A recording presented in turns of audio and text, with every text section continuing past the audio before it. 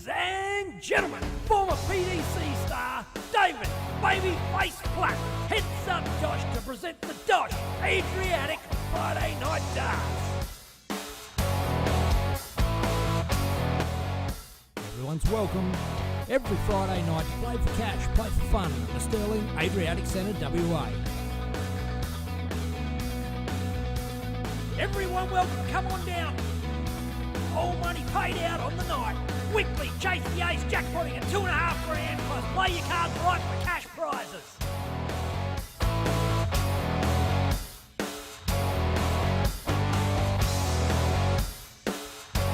Electronic scoring on Darts Connect and the final stream live on DSL.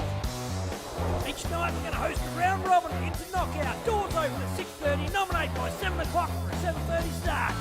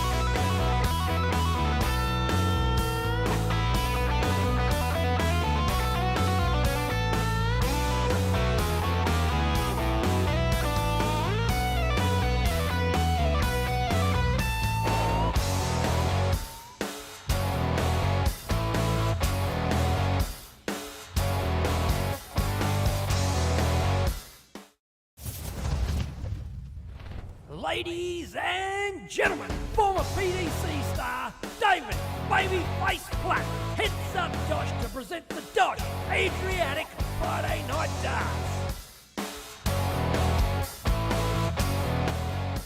Everyone's welcome every Friday night to play for cash, play for fun at the Sterling Adriatic Centre, WA.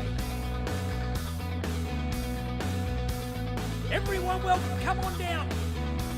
All money paid out on the night. Weekly chase the ace jackpotting at $2,500 plus play your cards right for cash prizes.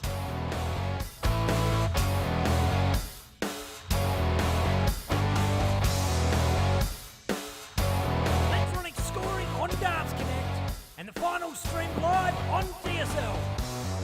Each night we're going to host a round robin into knockout. Doors open at 6:30, nominate by 7 o'clock for a 7:30 start.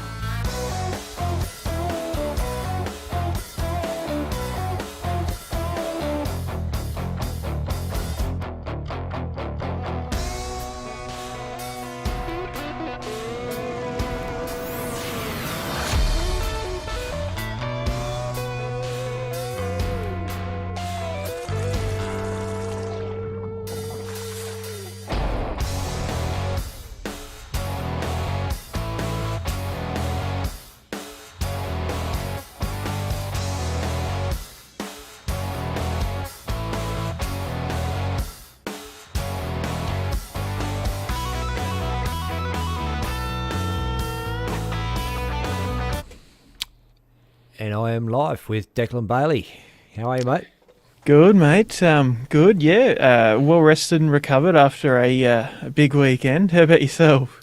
Oh, mate, it was huge. But it actually took me a few days. I was still a bit rooted last night, tell you the truth. It was, and it wasn't from being a massive, big piss drinking weekend like you'd expect Dart fans. We're actually not on the straight and narrow. We still had a good time, but it was, it was a lot of trying to get it, mate, trying to capture the moment. Yeah, absolutely. From when you got in Thursday, we got back to the hotel, setting up and checking all the gear out, making sure all the audio levels and the picture quality was all where we wanted it to be, and heading into the live draw Thursday, pulling out that live stream, having a bit of a quiet night Thursday night, getting up Friday morning, straight into it, getting a couple of the guys through the hotel room and, getting all that, then madly scrambling to try and get all those clips edited and then from there, the big weekend. Yep. Yeah. How was I ended up having to leave you editing in the hotel room alone on the Friday. Had to get down and get set up at the venue. Bit of sharing the workload around. How was that? How was that trying to get that video edited out on the Friday? Stressful, tell you the truth. I like it. Seemed like we know sort of how long it takes roughly to do these kinds of things, but when we're doing them, we're normally at home with our big supercomputers doing that, and it's a little bit different off the laptop. Everything you're using the computer power to do those things. So it took a bit longer than we were expecting, and then as I'm doing it, I'm thinking, shit, that's taken half an hour. There's 4 more to do. That's bloody 2 hours, and game on in an hour and a half. I'm fucked. I'm not going to make it. So I was panicking a bit, and then thought, you know what? It doesn't really matter. They don't have to go out today. We can go out tomorrow, and world's not over. Yeah, look, and I'd argue that being able to sort of take that step back, get as much content as we could on the Friday, and then take that Saturday morning to put it all together was a better end result than what kind of would have been a madly rushed and scrambled stream on Friday. Then you're trying to get down. I think having the one good stream, we put out all the best bits of the content, probably worked out a bit better. Like for you, Declan, normally it's me and you sort of co-interviewing people, or like you're always able to chip in and whatever.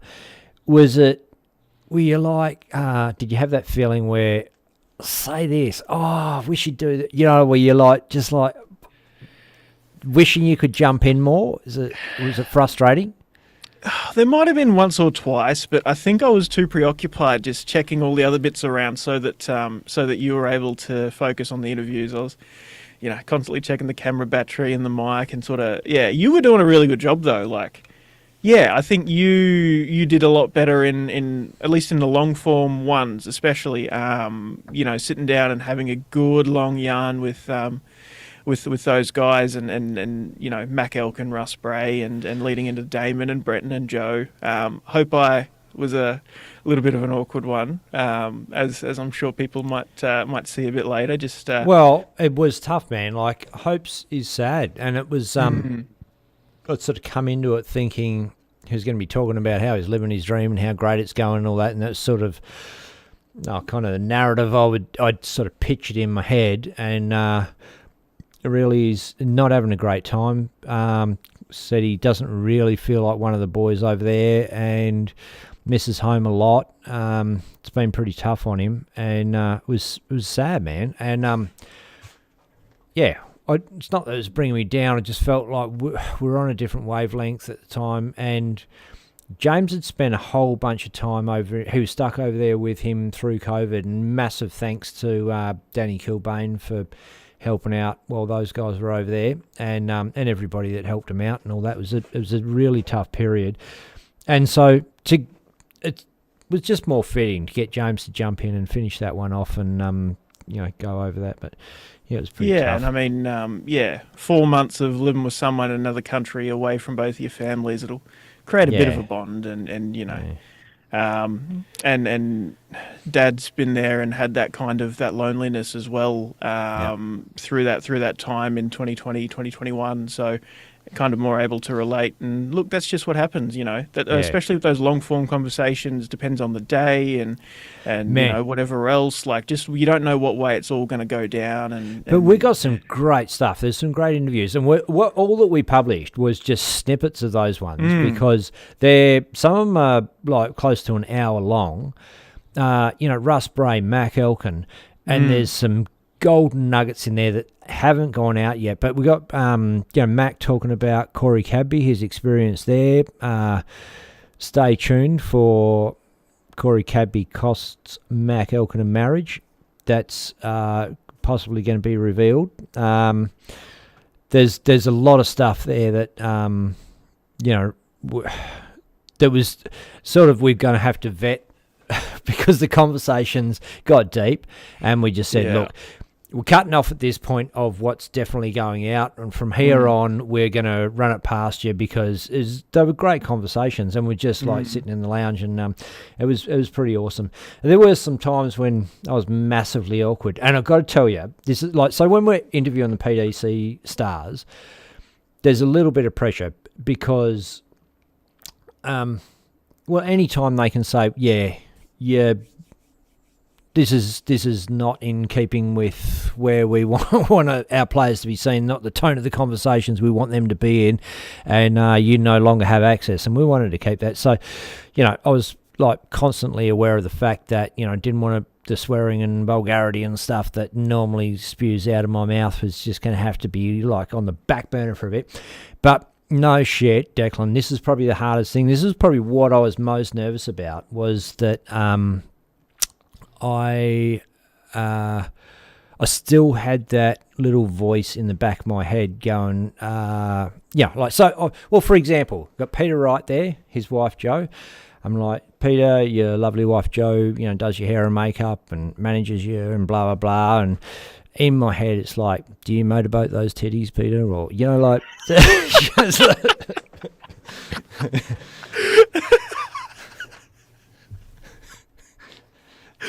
Oh God! And I was like, "Don't say it, Ben. Don't say it, Ben." As like, and then girl on Price rocks up and like, Ben, don't tit anyone off. Do not tit anyone off. And you know what? I did.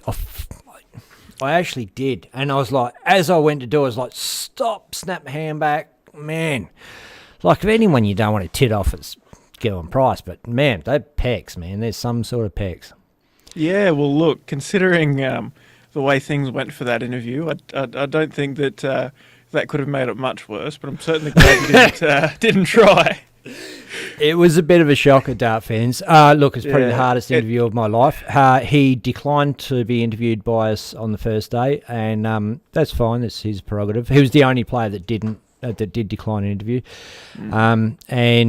But the winner had a compulsory obligation to be interviewed, so we got to interview him, and it was awkward, to say the least. Look, I mean, just sort of watching how emotional you were about, Luke Littler across the weekend. Obviously, he's a big part of Dartstream Live history, and, you have a special bond, with him and his family, and it was great for all of us to catch up and spend some good quality time with him, and having those couple of chats with Luke. And it was like, the aura in the back room was that the third interview of the weekend with Luke Littler, after he wins in Australia, with us all there watching, it was kind of like it was written in the stars. And then, Luke definitely wasn't happy with how he played in that final, and I suppose we're all a little disappointed in the result, and he was obviously trying, as best he could, and it just didn't come together for him. And Gezi was absolutely on fire, but that kind of being on such a ride for the weekend going up, and then just to have that sort of dump, and then for you to try and recompose and try and be non-biased and whatnot. Like, I know you made a bit of a joke. I don't think it made the final cut, but as you were sitting down with him, you called him a bloody heartbreaker, and he was like, "Good." yeah, true. How was that for you? What that's just my sort of semi-outsider perspective. How was that for you leading into the interview? Bittersweet. Well, I'll tell you, because so right before Luke went to play, they're just sitting around like mum, dad, his sister, sitting around. Luke's sitting there on a chair playing his game. I was just talking to his old man a bit, and we were just hanging out. And it was so casual and relaxed. You would not believe he was just about to go and play a final on the big stage. And Luke had stopped playing his game, put it down, go up, throw a 26, come back, play his game again, got up, throw a couple of 45s. He did not, all he did was just threw his arm at the board. He didn't even try, honestly. And, it was pretty relaxed. And then someone said, if Luke wins tonight, you don't get a shirt, Ben, but if he loses, you get his match shirt. And I was like, maybe I do want Gezi to win. No, I didn't. Obviously I could have done without the shirt, but it's a prized possession now. Thanks, Luke, you little bloody champion. So it was a little bittersweet like that. But I don't know. It was a tough interview. Should we throw to it, Declan? I reckon we should. Let's so before let we everyone get, enjoy the yeah, I know we're all come to watch Dosh, but before we get that underway, this is the final interview. This is an exclusive for Dosh Adriatic Darts. Gerwin Price, the winner of the Australian Masters, live with us blokes. Ladies and gentlemen, the winner of the Australian Masters 2024, Gerwin Price. Our mics are still live, mate, just let you know. Yeah, boy, I'm back. Back in Australia, and first win in Australia. Yeah, I won in New Zealand, I think, last year or the year before. So I think this is my first one here. But fingers crossed. Are you flexing? Oh, God, look at... No, mate, I don't flex, mate. Mate, absolutely dominant performance tonight, Gerwin. Like, even if Luke was throwing better and taking those pegs, you were all over him, man. It was. Yeah, but that. I'm not a world champion for nothing. I know what game's in me. It doesn't come out all the time, especially over the last couple of weeks. But if I play my A game, then nobody beats me. Not even Luke, Michael, none of them. But how often do I bring my A game out? That wasn't my A game. It was probably B, C game. But when I play my A game, no one beats me. But Luke didn't play as well as he could. He missed a lot of opportunities, I think, especially on doubles. But I've done that in the past and lost games, so yeah, I'm just happy to go over the win line, give me a good boost of confidence. Yeah, hopefully I can play my A game next time and win again. A lot of players seem to be affected by the crowd, the vibe, how they're feeling, and all that sort of thing. And I really felt like the crowd was against you. You had Domo, obviously Australian. Crowd against me all the time. Australian #1. Doesn't matter who I play. Yeah, they do. What the hell's with that, man? Yeah, exactly. I had the crowd against me. I had jet lag against me. I had my confidence against me. So when you but I still come through and I won. So it just gives me a boost of confidence to show that I've got a character. No matter where my back's against the wall, I can still win. I don't think the crowd was on your side in any single one of those games. Yeah, but I don't think they were against me either. Apart from against they weren't hating on you. No, apart from against Damon Etta, a couple of doubles. But apart from that, I didn't. If they were against me, I didn't hear it. Obviously, playing against an Australian, they want him to win. But well, it wasn't a bad crowd. It wasn't a crowd that was like whistling. No, I thought they were pretty good. Yeah, but you would have to say that there was more cheers for your opponents than there was for you. But I did play in Australia, mind. So I'm going to play in Australia, so I don't think that helps. Yeah. You got ripped out the green and gold, mate. Yeah. Do you think that? Try to guess some of them on my phone. Yeah, man, it is a tough gig and tough travels. Tell us about the journey over here. Like, obviously, you got a bit of a trip on yourself. Yeah, we missed the first flight. Had another 5-hour wait. So then we had another connection in Hong Kong. We had another 9-hour wait. So it probably took us about 45, 46 hours to get here. And I still haven't got over the jet lag. So for me to go and win this, yeah. So when did you arrive in Australia? Wednesday morning. Yeah, righto. Probably should have arrived Tuesday afternoon. Yep. We were like 12 hours late, I think. When you say we, who do you travel with? Just me and my buddy, one of my travel partners. Yeah, right. You're his bouncer, or? Yeah. You would think he's mine, but I think I'm his. Look, obviously, it's been talked about before, the switch from rugby to darts. You're an athlete, obviously. You take that sportsman, that winning mentality, that tenacity to darts. You made this. To us, it seems like you made the switch really quickly. Like, you came into darts, and everyone thought, well, it was a bit of a lucky streak, and you kind of looked like, a little ropey, if I'm honest. And but steadied up, come good, and. I'm not bad for a world champion if I look ropey like. No, what I'm saying at the start, when you first. Hey, I'll be ropey every week, but I don't mind. When you first made the transition, I'm not saying. I thought I actually hit the road running. Like I won a pro tour, I won a European, I won a major. I had done it all in the right order. I was beating players that.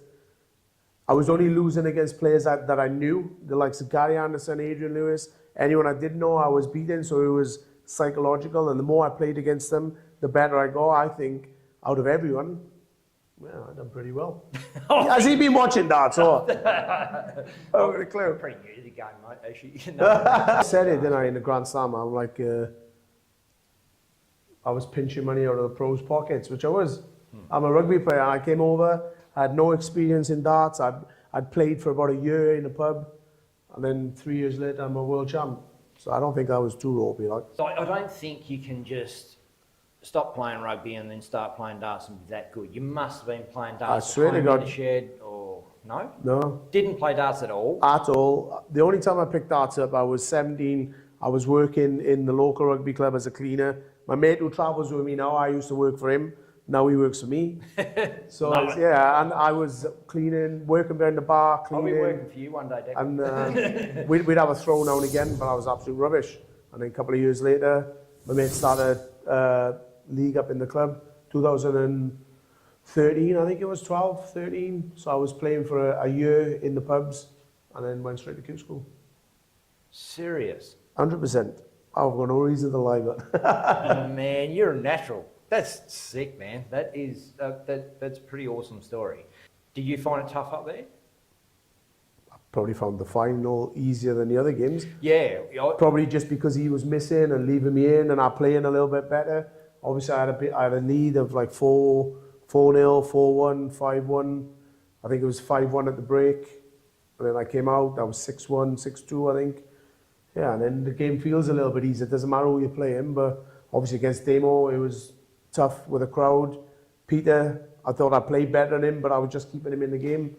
So them two games were tough. And I thought the Peter final was tough. Like, Peter's found his way into a bit of form just this weekend. Yeah, got that win against Simon last night, and he looked good coming out against you. He looked like he had a good chance. Yeah, especially I was 3-0 down, and I think he took out a 1-2-1, and I'm like, yeah, beating myself up 3-0, and I got it back to 3-0, and I'm just thinking, don't throw us away. But you know, he didn't play brilliant. I sort of let him in the game, and then towards the end, yeah, luckily I took out 106 because he said to me after he was going to take it, but I believed I was going to have 6 starts. That's why I took it out in 3. Awesome to have you over in Australia playing on our big stage over here, and thank you for being on Dart Stream Live. No problem. Awesome. Thanks. Thank you very much. Cheers, man.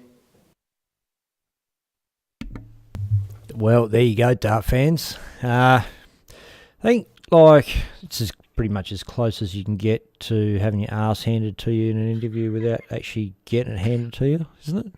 Yeah, look, At for one me, point he I said, suppose- does he even watch the game? yeah. I think was he looking at you when he said that? Yeah, that's what I was about to say. For you sitting next to him might not have been as obvious, but a few of the shots you'll see him look over to, and that's me behind the camera, is looking at me like, is this guy serious? And that happened a solid few times. Yeah. He'd you'd say something, he'd cut you off, basically call you an idiot without saying it, and then look at me like, who's this bloke? I'll just get you to gain your mic down a smidge, mate. I'll Sorry. turn you up at my end. And Alrighty, is that any better? yeah, that's it, mate. 2 seconds. Cool. Let me get you turned up here. Yeah, and yeah, it was interesting. But I that's one thing in all the interviews that I think I enjoyed the most was that even though we're sitting there doing an interview, the players were looking at you or James and sort of like bringing you guys into the interview, and Yeah. I enjoyed that. I thought it was good. Hey, anyway, Dosh Adriatic, we've got Anton Sock, Leon Andre up there hitting it. Let's chuck over to that now. Yeah, cool. Well, we won't need to throw the whole thing on at the moment. We'll do that between the matches, but just as a bit of context for this match. So this this board is Group D, consists of Tom Wiley, Anton Sock, Leon Andre, Ryder Fairchild, and Alex Piper. So Anton and Leon are sitting in second and third, respectively. Tom Wiley sitting in top, although it is quite close. And there's still 2 games left for each player, excluding this one, of course. Including this one. Yeah, so still pretty early stage on this board, but it is starting to get to the pointy end. And look, with Anton leading 1-0, he's now even on matches won and legs for and against so far. Obviously, that depends on the outcome of the game. But yeah, some big players in the other boards across the venue. Bailey Marsh, fresh off his very successful campaign over in Moama in the Australian Championships, getting the reserve in the Australian spot, semi-finalist of the Australian singles, and a few other things that I don't remember. But on the board with Matt Moody, Basil Thorne, and Jordan Gold in Group C. Group B, Simon Nurick, John Donnelly, Jack Bunworth, Matt Dorotich. And you know what? We'll run through the rest of the players a bit later. The scoreboard has frozen, Benno. Okay. There we go. On top. So Leon, a bit of a slow start there with the 21, but backed up with back-to-back straight ones with the 60s. Anton Sock, 26, 81, 13. So a little bit sloppy. But What I've just realised, Declan, is that... Okay, so if you haven't picked it out already, we're having a few internet issues from the venue and struggling. So we've tried to capture the players a different way, which does not give me audio on that feed, I believe. Audio should be on board, which shouldn't be affected. No, the audio is the player. Yeah, so the camera that points at the players is the camera that's near the board, which is where the audio comes off. I see. Should I open that up as well, or is that going to cause us more issues? You can open it There up we go. and yeah. Just get audio only, hey? Yes. I can do that. Can you remember what the suffix? Let me for that- shoot you a message. Yep, thanks.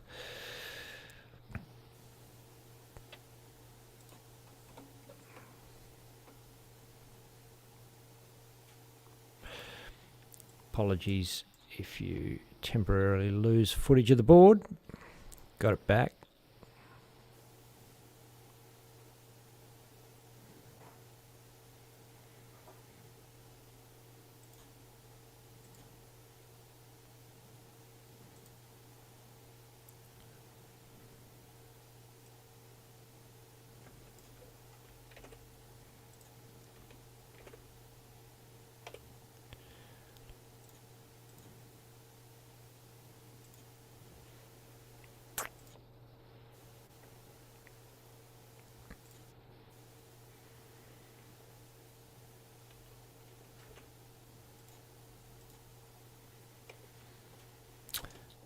Apologies for the quiet. We're both working here, trying to get shit going. Minor oversight. Okay. So I'll send you a thing. Just add that to the end. Yep, no problem.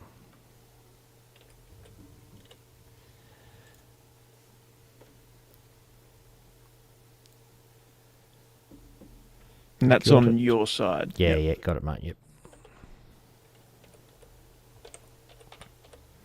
Alrighty, I can get back to addressing the many people watching along. Oh God, we got a lot of comments.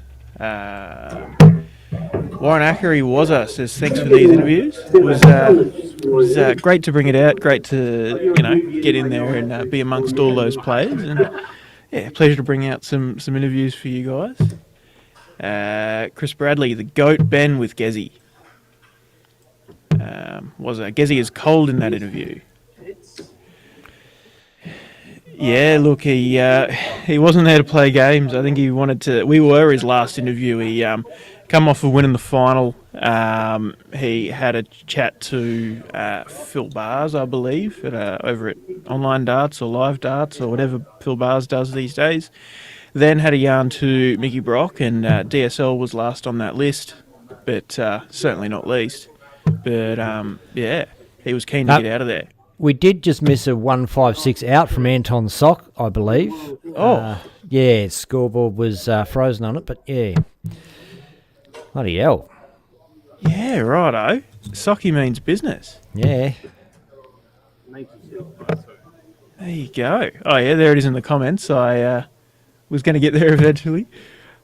Tim Justice asks me if this is live. So the interview with Gerwyn Price was recorded after the final last Saturday night, but we're currently live. That's why I'm talking to you now. So the darts that's on now, the Dosh Adriatic, that's live. But yeah, the Gerwin Price interview was from last week. Hey, Declan, something keeps happening. Your gain keeps going up and up. So we keep knocking it back. I'm not sure if as you turn it down, you hear yourself less so you get more on mic. But I'm not listening to myself, and my mic doesn't go down anymore. Okay. Oh, okay. All right. Let me have a quick squeeze with some apps.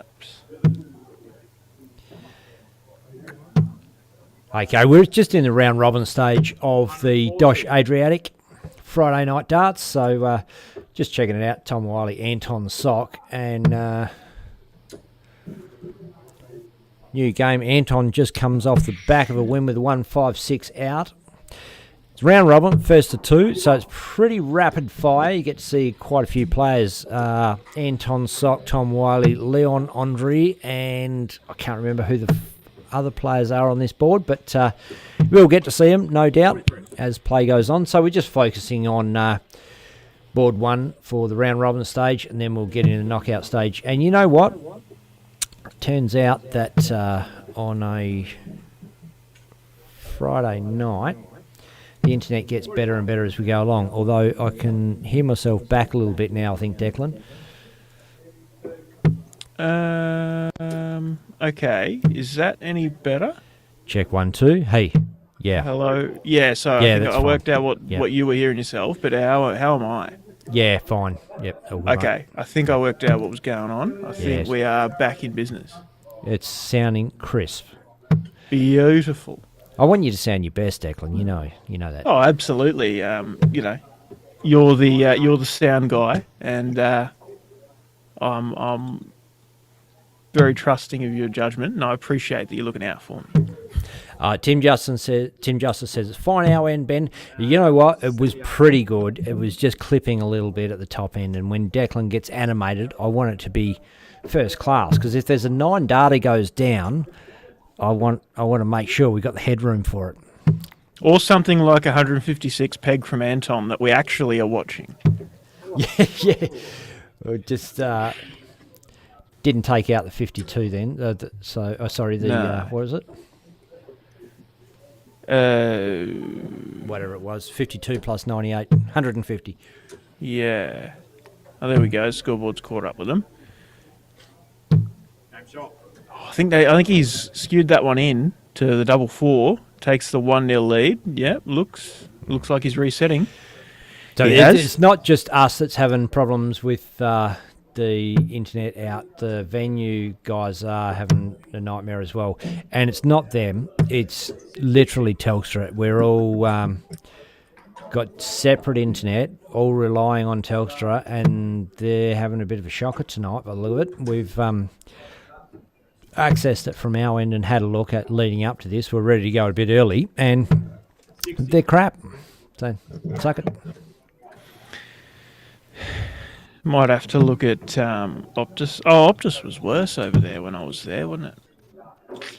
It's a bit of a bugger. Yeah, JK's jumped in and said, why is scoreboard 2-0-0 after 156? I think the 156 was previous game, mate, and they've just jumped straight back into the next one. Billy Buckless just jumped in and checking out the stream. G'day, Billy. Old friend, long time no see. He's used to be president of Port Kennedy Dart Association, I think. Don't think he still is. Could be. Don't know. Him and Sue used to do massive things for darts down there. 95.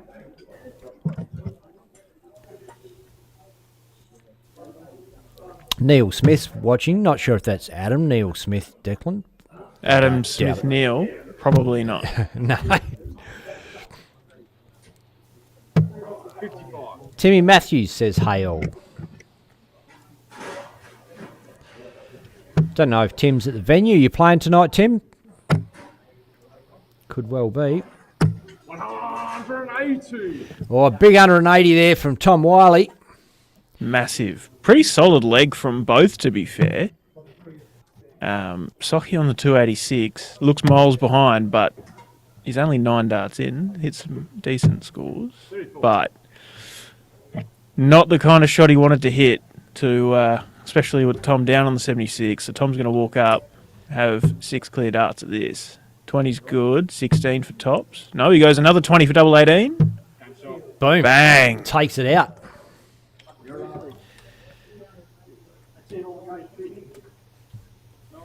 There you go. Game, shot, and the match. That is such a good dart. Well, look, we might take this opportunity to have a quick squiz through the if that's cool, Ben.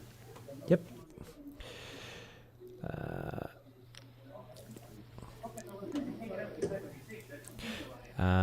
We're going through the group play. Yes.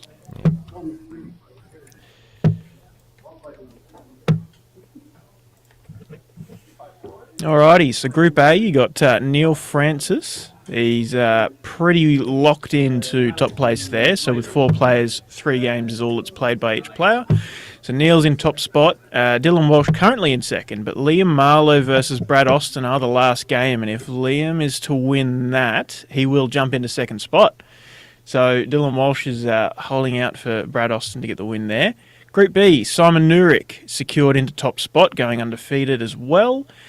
John Donnelly in second, currently playing Matt Dorotich, with Jack Bunworth in third position. So it depends on the outcome of that John Donnelly-Matt Dorotich game as to the second position there. Can I just interrupt you for a second? Looks like a few new players here. Yeah. Is it Matt Dorro's first time? I think so. Seen his old man play. Seen his old man play before. I don't have seen Matt play before. Also, rewinding up a little bit, Brad Austin, West Australian that I don't think we've seen play in this competition. He's been battling with cancer for years. It just doesn't matter. He gets rid of it in one area, it goes to another. But it's been like it seems to me like a almost 10-year cancer battle for Brad. It's been operation after operation. He's been really doing it tough. Yeah, okay. Yeah, Brad I've met both times I was in Perth for ADC Oceania events. Obviously, it was at Belmont, started last year, and Stirling a couple of weeks ago. But yeah, he was always egging me to go, and he definitely was struggling with pain and whatnot. But yeah, he was getting in there. You'll hear Aussie number one Damon Header quite often mental blank. Sorry, Damo. Refer to Brad as Buff. Yeah, old mate Buff. Okay. Nice. And Matt Dorotich may be inspired by what Tiana's been producing pretty recently, Tiana Smith at Australian Championships. Group C, Bailey Marsh, fresh back from Australian Championships himself as well, speaking of that. He has topped the board undefeated, 64 average, so lower than the next 2 players on that board, but Matt Moody well locked into second spot there. All those games are done on that board. So Bailey and Matt Moody through from Group C. Group D is the one we're watching along with. So after that win for Tom Wiley, he is 3 from 3, guaranteed to place above Anton, and that means he's guaranteed to top that board, even with 1 game still in hand. Anton's also secured second. Leon Andrew with 1 game to play, but can't win 2 games in the one he plays. So, yep, Tom Wiley, Anton Sock through from Group D. Still a few to play, though. Group E, Droid Carmody currently sitting top, but still has 2 games to play. So that could make things interesting. Still Flight firmly in the middle, but it's too early to call on that board. Still lots that could happen. Group F, Killian Gibney and John Gardner in a similar position with Gary Hunter and Nino Galunich on 3 games played. But no, I think that means that Killian and John are 1 and 2, just playing for places most likely, unless Gary or Nino jump them. But yeah, again, too early to call that. But yeah, so that's how it's looking around the grounds. I reckon by the time I'm been chatting this much rubbish, we have another game on the board already. There we go. Ryder and Alex Piper, not started yet, but about to kick off. I'll get that up as soon as it goes.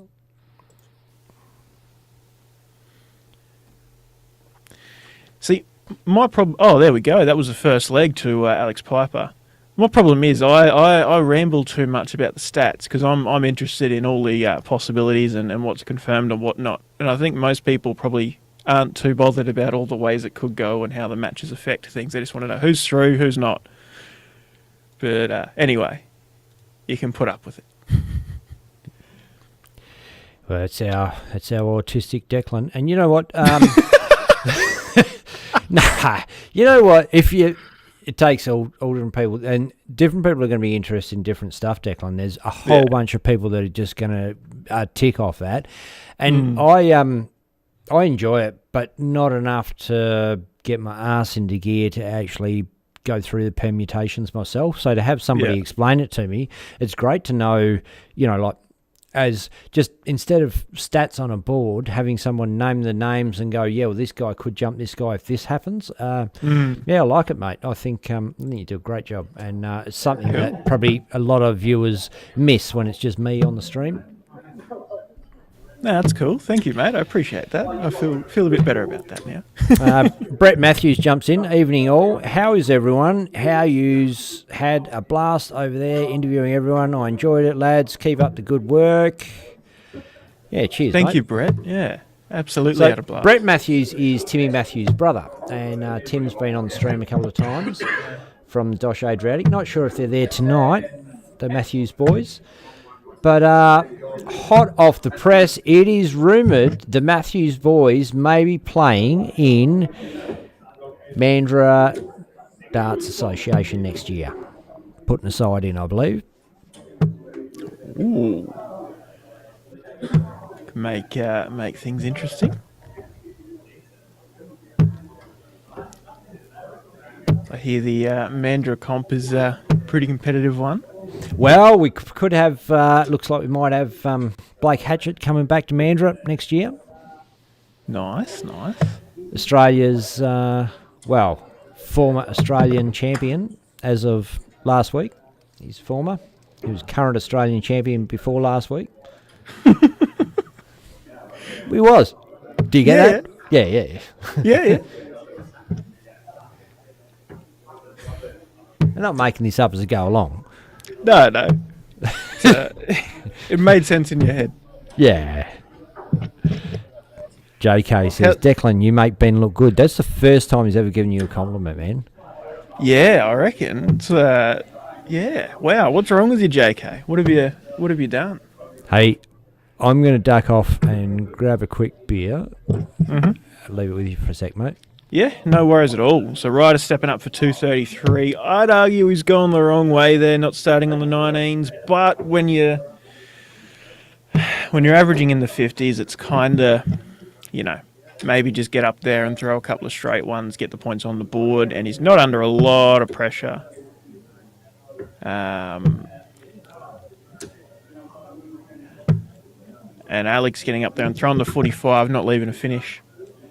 Maybe I'm taking it a touch too seriously there with the what you go for. 31 points on the board, 51 scored, leaves 137. Not a bad setup. And Ryder's doing exactly what he needs to with being 1-0 down, first to 2, of course. Pretty cutthroat format. And Alex is in, putting the pressure on. 80 on the board, 118 left, and goes a 14. Okay. Just get a jump back in the comments there, Declan. Mick Lacey's jumped in, and one of Queensland's finest, the Wolf. Young bloke threw a 9 data this week, I saw on Facebook. Yeah, I saw that. Big Geordie. Mick and Jordan, part of the 3 generations going away for Queensland. First time there's been 3 generations. Obviously, Jordan, the grandson, Mick the son, and Mick's mother, Anne. The Lacey's a big part of Queensland darting history. And, come back and Geordie throws a 9 data. Big congrats to Big Geordie, King Kong. I think he goes by these days. And also heard a bit of your voice, Mick, in the comms box at the DA Championships on the stream. I think you're in there for the 9 data, hit by Ray Smith. Boom. Oh, bit of passion, bit of excitement from Alex Piper. Oh, it's been put up as a bust. It's not. No, that's the scoreboard lagging a bit behind. That was a bust on Ryder's side. Yeah, got you. Yep, okay. Yeah. And that is a hell of a beard. I know. Sick, isn't it? Yeah. So next game is about to come up. It's not going to take too long. It's rapid fire here, these guys. So we're not going to waste too much time going over stats and stuff because we miss half of the next game. But Yeah. Declan, bit of controversy, Australian Championships, and look, I'm not here to question decisions that are made by organisations because quite often what happens in the wash, ends up happening, comes out after the fact, is that there's extenuating circumstances and whatnot, and there's more to situations that we're not aware of as punters, and nor should we be. People's privacy has to be protected. But there was a few things that happened that came to mind. One that's been mentioned all over Facebook was that Dave Platt was stopped from playing in the Western Australian side, played the Peter Mac singles. Then following that, there was an objection raised, and he was told he couldn't play for the West Australian side because he was, and I quote, an elite player.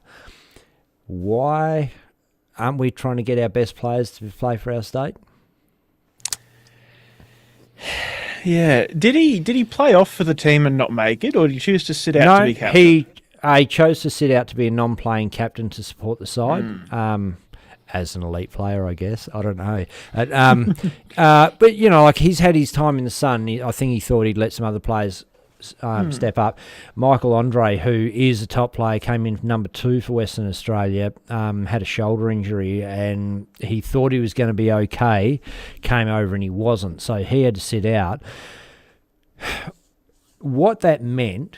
So he played they let him play the Peter Mac singles. Peter Mac fours, and then after that the complaint came in and he got stopped from playing the rest of the competition. I don't understand it. I don't think it's I don't get it. There's probably reasons, as I said, I'm sure there's reasons why, and help us out in the comments. You can come at this. I'm not passing judgment on Darts Australia by any means because I don't know,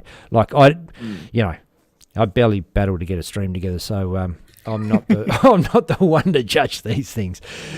Look, and we don't want to sit here and harp on the negatives at all, but we also don't want to shy away from it. We'll celebrate the positives, and when something's controversial or something goes wrong, you don't want to shy away from it. The discussions are happening. We'll just leave it at that. Tom Wiley is Aaron Piper. Alex Piper. No, it's changed to Fairchild. So. There you go. Well, these guys are up. And, so anyway, feel free to comment. What that did mean, Declan, is that so the doubles are set, so pulled Platty out. It meant that, oh, man. Geez, my brain is just shot. I can't... It's all good, that's true. DWA president, Ricky Pickett, stepped in, and Ricky hasn't had a great year, been off form, been a bit crook, and suffered injury as well in his finger, and so he wasn't in real playing form, so he had to step in and play. He played doubles with Bailey Marsh, and of course doubles are ranking points towards selection, so... You'd argue if Bailey Marsh played his doubles with Dave Platt or Michael Andre, who was the injured player, he would have definitely got past the first round. Ricky Pickett, he didn't get past the first round, so no points earned. So it probably cost him an Australian selection spot. He got a reserve, I think, but So but I suppose things make a big difference to a player. Yeah, for sure. But I suppose you look around the other states and look, it's a bit of a mixed bag with people that put their hand up for the captain's position. But typically, it's not someone of the caliber of Dave Platt and who's still active and playing as well as Dave is. And there's a case to be made: should state teams have one or two reserves that can be called in, or. I think the teams format itself, not the Peter Mac, but the main teams event, I think it's 3 and 3, so you then have your 2 reserves, whereas the Peter Mac uses all 8 players. Yep. Yeah, look, it could be a case that we, and look, I don't know. I'm speculating here that we put down a side, we'd listed reserves, And Dave Platt, as a non-playing captain, wasn't listed as a reserve, and you have to use a player that was listed as a reserve. That may be the case. It just seemed like a strange thing. There was a few strange things. Not least of which, the selection of the ladies' team. Yeah, well, yeah. So, very briefly, Tiana Smith won just about everything, or if not, she was right there and was not selected for the ladies Australian team. And it came out that there was an error with the paperwork, and then it also came out that there was an appeal process. And hot off the press on Facebook, so take it with a grain of salt, but it seems the appeal process has fallen short. Oh, is that correct? I wasn't aware of that. Wow. Yeah, an hour ago, a post on Facebook that the appeal has failed. So, and look, again, we don't know all the full story. This is what we're seeing on Facebook and whatnot. Yeah. And there could always be other things at play, but taking it at surface value and with a grain of salt, that's what's going on. There's got to be more to it, surely, and yeah. there must be something that and you can't. In some respect, you require transparency from these governing bodies, but also individuals' privacy needs to be protected before that transparency is given out. So maybe there's more. There must be more to it, surely. And the other thing is that I think if she made the side, it would be at the expense of Angela Clark, who's also a great Western Australian player. But then, are you taking this on points, or are you taking it on overall performance? If you've taken it on overall performance, Brando Weaning should have been in the side, you'd guess. So. Not overall performance over a year, I'm talking. Not because it is literally. So it's changed. So things have changed. Like because there's so many complaints about you pick your favourites and whatever, and you did all this work, played so good and didn't get picked, but and then so they've tried to take the selection process out of it, where ambiguity's gone, and it's purely a points-based system, and points-based over the championships. So not over your whole year. Yeah, and look, I mean, I think a points-based system and no selection element definitely is the correct way to go, provided it's done correctly. And I'm not saying it's, the setup is right or wrong. I haven't looked into it enough. But, it's I suppose you can argue black and blue, should the players that travel for the year be rewarded over those who don't. And I mean... Tom Wiley gets the peg there. Sorry, mate. Interrupt. Big leg. It was a great leg from Tom Wiley. 3 tons in a row while we're talking about other things. Yeah. It's look, we're round robin stages. We're just having a bit of a laugh. We'll get into the knockout and we'll get serious, but bit of fun. Hey, let's do through the groups. I've got you. Well, looking at how close a few of the top groups or the upper groups were before, with only 1 or 2 games left, it looks like that's all sort of rounded out, with even the lower groups almost there. So, Neil Francis, Liam Marlowe. I think Dylan was in second, and Liam, I said, might jump Dylan, and he did. So Neil Francis, Liam Marlowe, the 2 to go through from Group A. Group B, Simon Nurick, John Donnelly, going through. Bailey Marsh, Matt Moody, that was already confirmed a little while ago. Group D, which is the one we're watching along on, or with, the one we're watching. Tom Wiley still sitting in top. Anton Sock still sitting in second. And not going to be able to be caught by Leon Andre. So Anton Sock, Tom Wiley through. Group E, Geroid Carmody currently sitting in top with Josh Borovina, the organiser, sitting in second spot. And Josh and Geroid do play, so both of them are confirmed to be going through as well. So they play each other for their last game. So yeah, Josh and Geroid going through. John Gardner in Group F sitting at top. Gary Hunter sitting in second. Killian Gibney with 1 game in hand can win that and jump Gary Hunter. Don't know who he plays. There are 2 games to still play on Group F.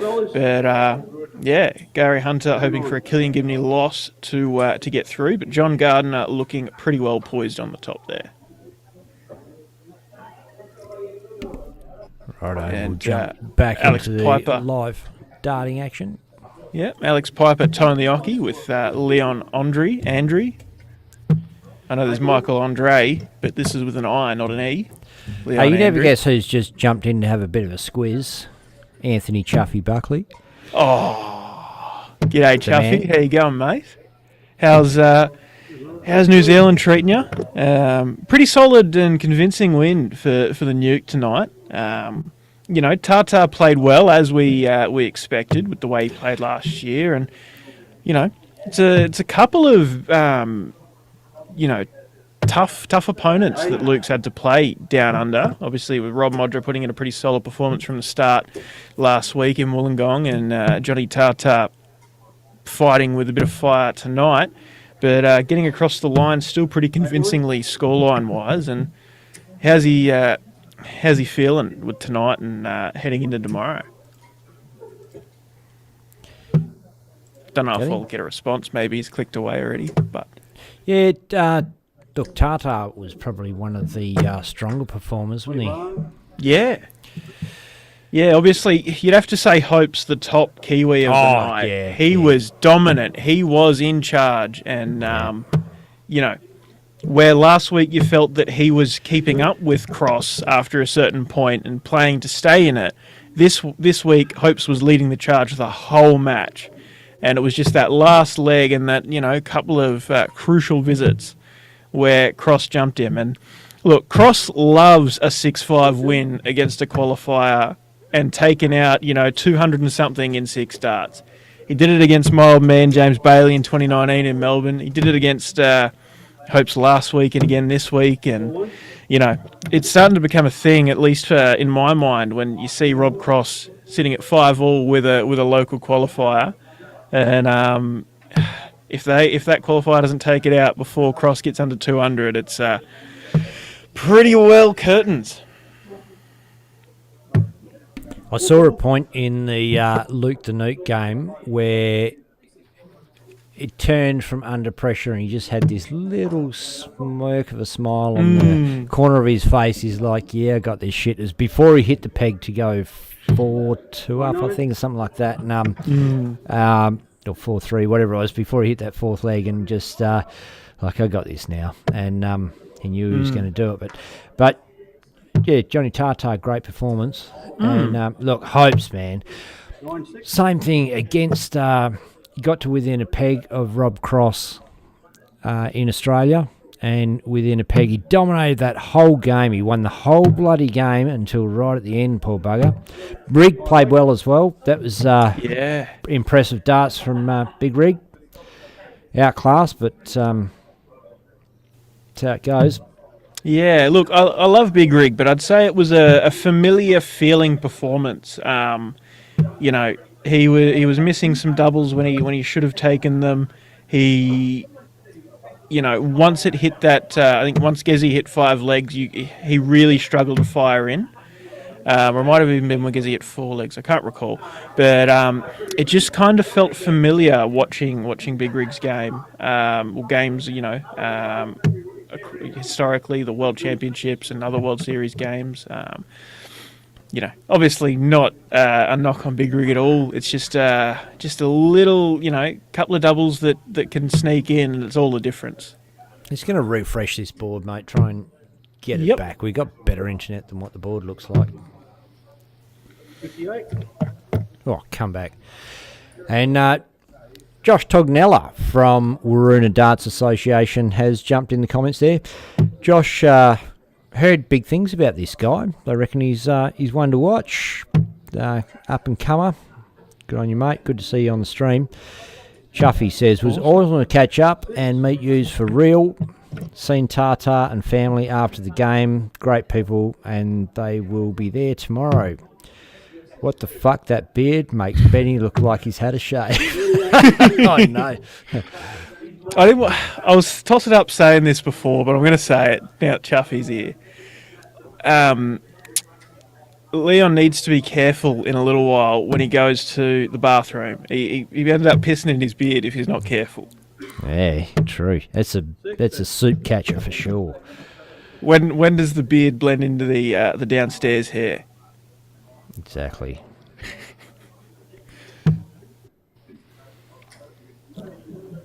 Yeah. So Alex Piper getting the first leg here.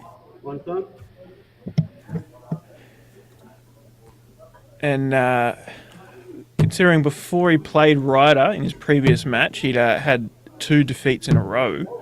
He's now in charge of this match to potentially take his second win of the night and jump up to third. Obviously can't qualify with Anton Sock being on 3 wins and this being Alex's last game, but a good solid showing from Alex here at the later stage of the round robin. Definitely a key takeaway for him, you know. Playing Tom Wiley and Anton Sock in your first 2 matches when they've come first and second on the board is rough start to the night, but at least, you know, Alex can take away some solid performances in the last 2 games. Even whether he wins this or not, you know, taking the lead and he's playing some pretty good darts. And although Leon, back-to-back 140s. Oh, but Alex, 140 of his own. John Kiley Really just said solid. Leon's a WWE star. Is that an actual factual thing, mate? Because I may have heard that before. Let me know if that's a piss take or a for reals there, JK. Man, we just had a 140 fest here. The players are up on the big screen TV in the venue. The stream's up there, so they know they're on telly. Might be making a difference. Boom, he's in again. Oh, Bang, solid Leon out. finish. And that's a 14 dart leg. Game, shot, No, and the match. that's for the side of Such it. a good Don't get dart. yourself. The composure. Oh, it's not game shot match. It's 1-1. Ha, look out. Maybe I hit the wrong button. Maybe I wasn't really watching the game. Maybe I was too busy talking to Declan. Tommy Barker said that's a piss take. Yeah, righto. Yeah, I did some quick Googling and didn't find much. I mean, he wouldn't be out of place. Although, There is a player there. No, not a WWE. There's a player that's an MMA fighter. That doesn't look like he would be, and a guy that you wouldn't pick to be able to beat you in a fight, but apparently, the absolute champion. I can't think what his name is now, but.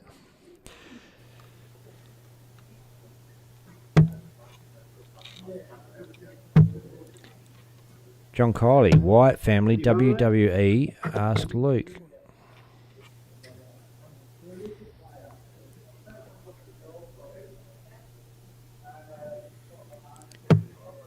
Tim Justice says, waste of commentary if you don't commentate the darts. Surely their friends and family deserve better. I get where you're coming from. It's just a bit of excitement and trying to, you know. And look, Throw we're it in the all out. round robin stage Yeah. of this game. We're just here to contract the knockout stage to come to do that, and we're just putting this up for shits and giggles for everyone to watch, have a bit of entertainment to warm up towards the knockout stage. And isn't it better to watch a bit of darts while we get organised and get ready for the knockouts than to not have darts on at all? Think of it as a bonus, Tim Justice. Yeah, I mean, the alternative is we'll have these conversations while we wait for the knockout, but you just be watching us sitting at the desk, sitting at the bar, and watching our heads move, when instead you get the opportunity to at least watch the darts go on the board and hear it and all that jazz. Yep. You know. Nothing too serious yet. But Chuffy wants the dog song. It's the dog song's been retired, mate. Apologies, but was great memories. G'day, Becky Farley's checking out the stream. Caden Dunster.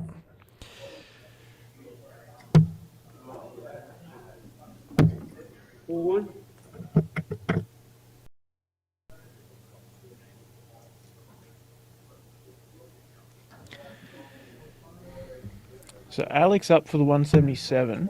Scoreboard's still lagging behind. There we go. He's hit the 60, 80 on the board, down to the 19s.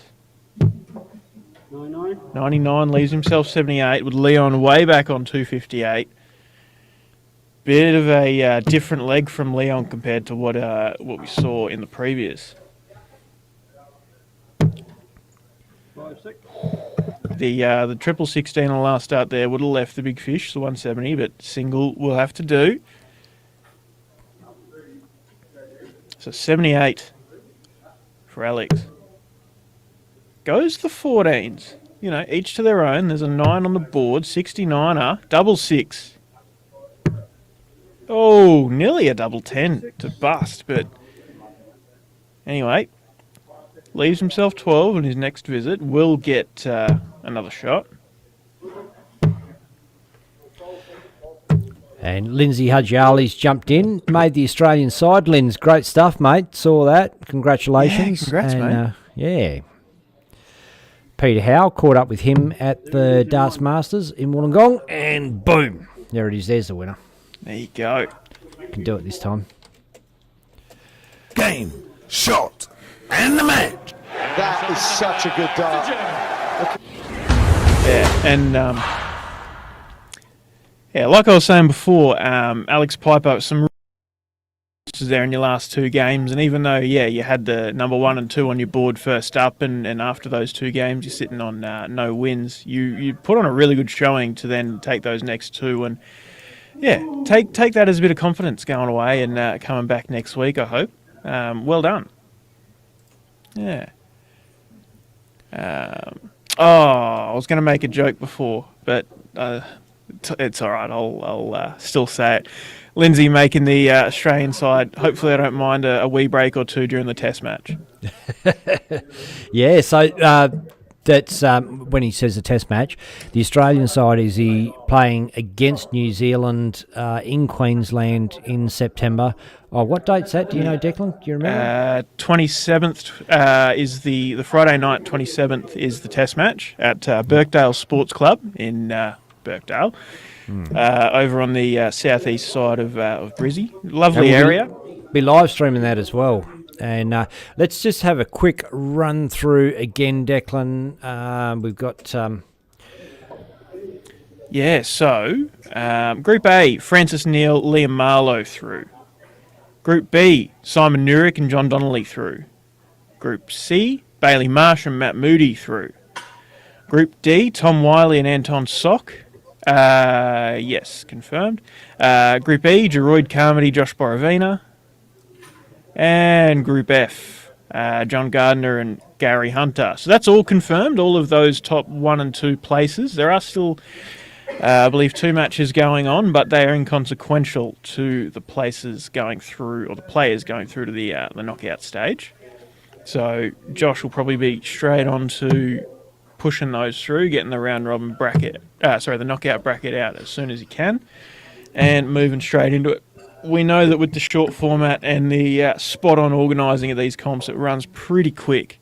So, to Tim Justice's credit, we do have to very quickly switch up our mindset and get into focusing on the darts heading into the knockout. Oh, look, we will. There's we will follow the darts through. It's just round robin. It's bit of shits and giggles, catching up on what's going on, a bit of gossip, and a bit of chance to have a bit of interaction with the fans on Dartstream Live. Chuffy says, me and Lisa coming to DSL HQ next year, and we're going to do a remix, and we're going to number 1. I think he's talking about a remix of the Dole song. Look out for that one. I don't know how it can get much worse, to tell you the truth. Do me a favour and shout out Scott Bazzagrady. He's a lizard. We actually, a name that we have not seen for ages on Dartstream Live. Scott Bazzagrady was a big name in the day. Used to be on all the streams. And shout out to you, mate. Peter Howell says it was a wicked week, mate. Thanks for the mention. I'll just turn the players' audio off. We've got that going in the background here. Probably don't need that. Going to be a little while before the draw happens and the round robin, the knockout stage comes up. Beck Farley says, "Whoa, that beard, Ben. dare you to grow yours like that. It's not even a matter of a dare. Mine just doesn't grow any longer. It's like, like underarm hairs, they grow so long, doesn't matter what you do, they don't grow any longer. That's the same with beards, as a matter of fact. They got their length. This is my length. It's been this long for 15 years probably. In fact, it was probably a little bit longer. It's really snapped off a bit since it started going grey. Tim Justice says, yell out a solid 45, boys. Yeah, I think he was having a bit of a laugh. Well, he was having a bit of a laugh because the old high-pitched squealy 45 that him and Eskimo used to do. 45. Great story, that one. Eskimo, who does a bit on Dartstream Live here and there, and he played in, what happened? They stepped up to A grade, or I don't remember the story. I think what happened was I can't remember the exact story, but there were some big boys giving them a bit of shit about where they played or something like that, and then they were playing with the big boys. Every time they hit a 45, they'd call it out, 45. And it's stuck. It's stuck at our household. It's transferred over to our whole association. We call out 45s like 45. Nice. Brett Matthews has sent 99 stars. Not sure what stars do, but thank you. I think it's money. Oh, really? How do you get it? How do you get it? Good question. We'll have to look into that one. Yeah, cheers, Thank mate. you, Brett. Appreciate the money, mate. G'day to Bobby Bennett. And Scott Bazzagrady's watching. Enjoying it. G'day, mate. Long time no see. Good to have you back on the stream. We're awaiting the draw. I'm just going to have a quick flick and see if that's done yet. I think there might still be a game. No, there's still a game to go, isn't there? So we're not too far away. Yeah, like I said, it doesn't impact the final result of who's going through, but I'd imagine either Dart Connect won't let you do it, or Josh Borovina's just been nice, letting him finish before he pushes it out. Yeah. So we do have, look, we've got gigs with people that pay us money now that expect a kind of a level of integrity that doesn't involve grandmother fuckery. So we've sort of taken that out of the mix, but we can do this one for you. Ladies and gentlemen, please welcome your host, Kermit the Frog. With our very special guest, And Hunter.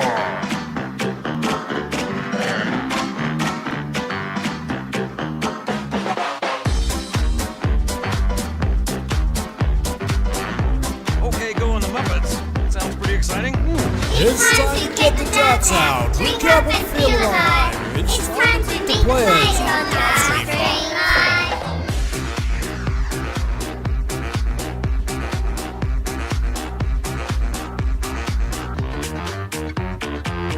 It's time to hit the dartboard, ramp up to overdrive. It's time to make the pink bits on Dartstream Live.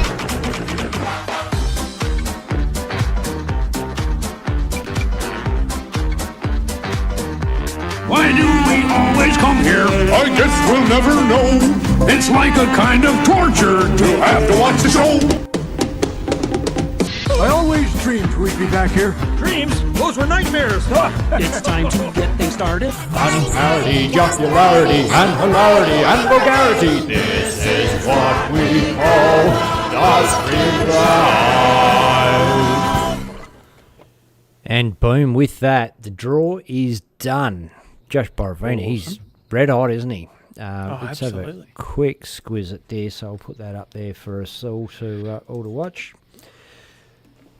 Run through that for us, mate, if you got time. Yeah, so obviously having 6 boards and 2 players off of each board means a couple of buys thrown in there. So Neil Francis straight through to the quarters. John Donnelly, Matt Moody, the winner of that 2-player Neil. Tom Wiley through to the quarters to play the winner of Geroid Carmody and Gary Hunter. Simon Nurik through to play the winner of Liam Marlowe and Anton Sock. And Bailey Marsh through to play the winner of John Gardner, Josh Borovina. Some good games. I reckon John Gardner, Josh Borovina's a close one.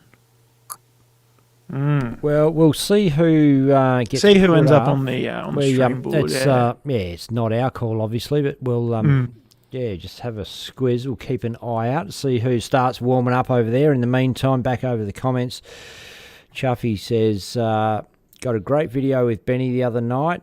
Game on! And we're allowed to say motherfuckers on a Friday night.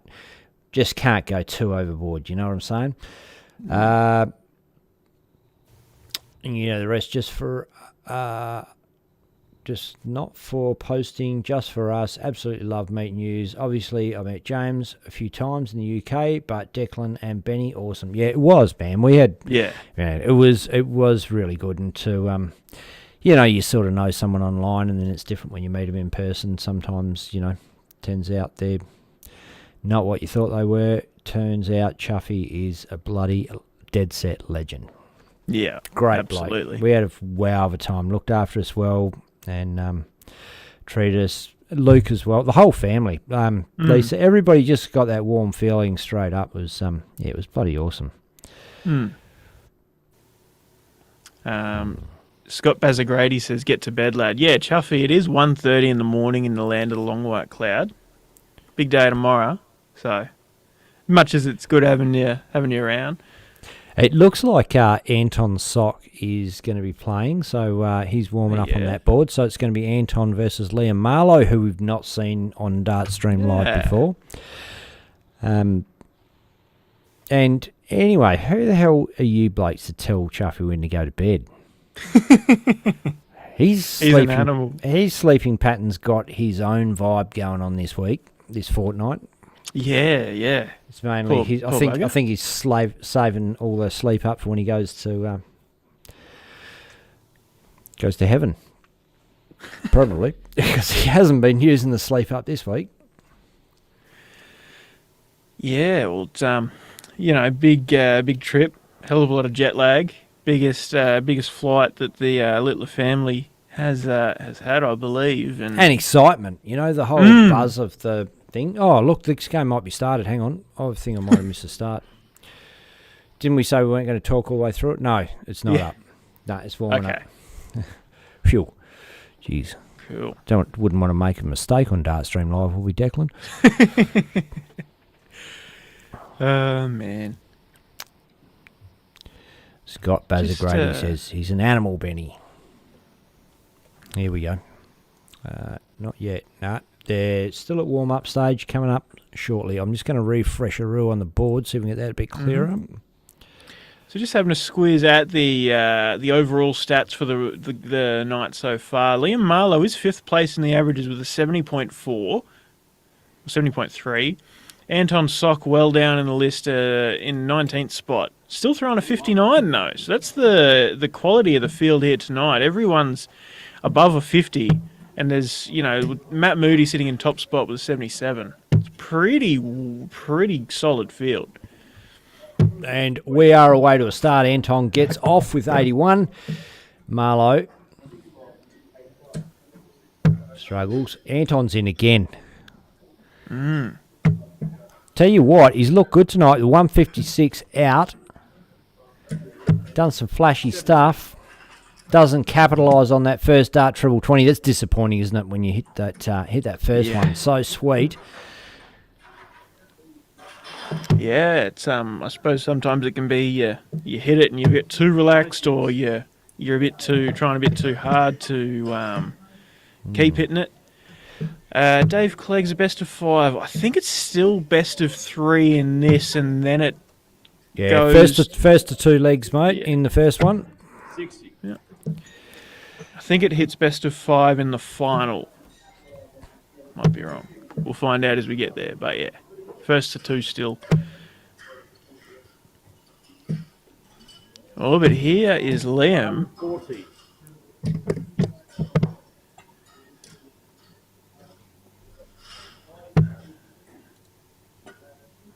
Big ton 40 to follow up his 96, and jumped a bit ahead of Anton. 100. But solid ton there for Anton. Doesn't leave a finish. Liam wants to At minimum, leave a finish. Triple would be nice, but a single will do the job. 65. Goes for the bullseye. Interesting move. With Anton not on a finish, he's got the freedom, got the buffer to do that. Leaves himself to 158.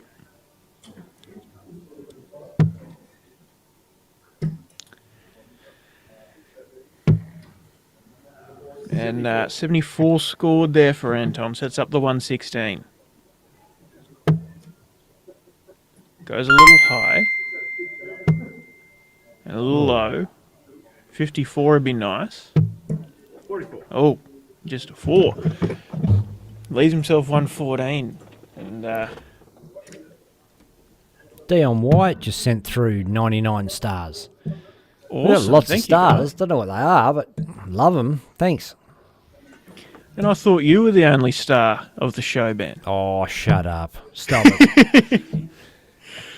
60 scored there for Anton. Leaves himself 56. 114 to go for Liam. Wants to have a bit better crack than he did on his last visit. Oh, he skews off to the other side of the 18s this time. Picks up the 57 on the last start and leaves himself 36. No, 16 tops. Anton looking hard at that 16. It's got a 48, I believe. It's a bit of an awkward angle and a bit of spin on the flight. Oh, no, it was a 16 and It was a bang. flat 16, and yeah. It is sort of hard to tell when you're looking down on the board. It is a bit of a different angle, but it's works well for us in this situation because we can get all those other players out the way and just capture what we want. Exactly. 140. And look, as hard Marlow fought as that opens with a felt- 140. Do you, Liam Marlow, don't know him. Anyone got No. any info on this guy? Help us out in the comments. Kevin Dunn jumps in. G'day, Dunny. Let's see if I can find his name on Facebook. That might get us somewhere.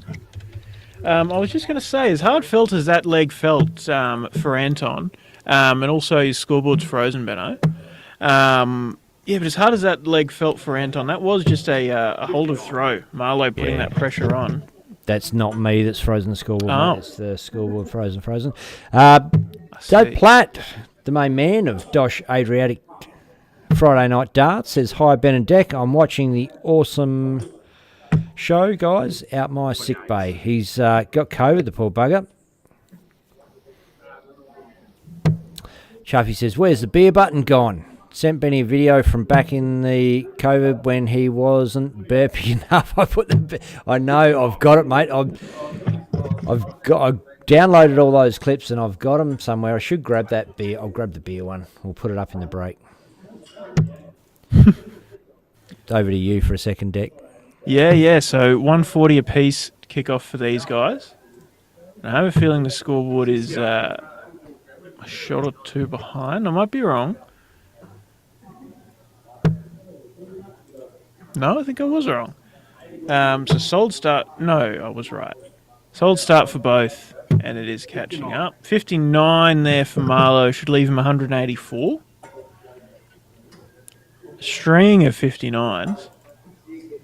Not too bad. And with Anton failing to hit an 80-plus visit beyond his first shot, couple of solid 59s is not so bad. Anton making the right move going to the 19s on the 265, but I think he skewed one off into the 3s.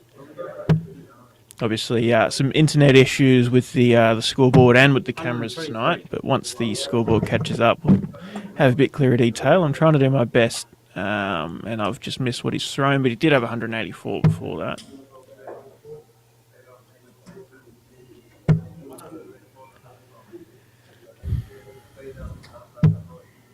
Here we go, Brock Blake. Liam, first year here from England, top lad playing out of Fremantle, but could be out of West Coast next season. All right, awesome. Seems to be a bit of that. Some blokes coming over from the UK, playing in the local darts league and ruffling some feathers, I suppose. Good to see him getting along to the Dosh Adriatic. Great to have him playing and playing so well on Dartstream Live. 40 off.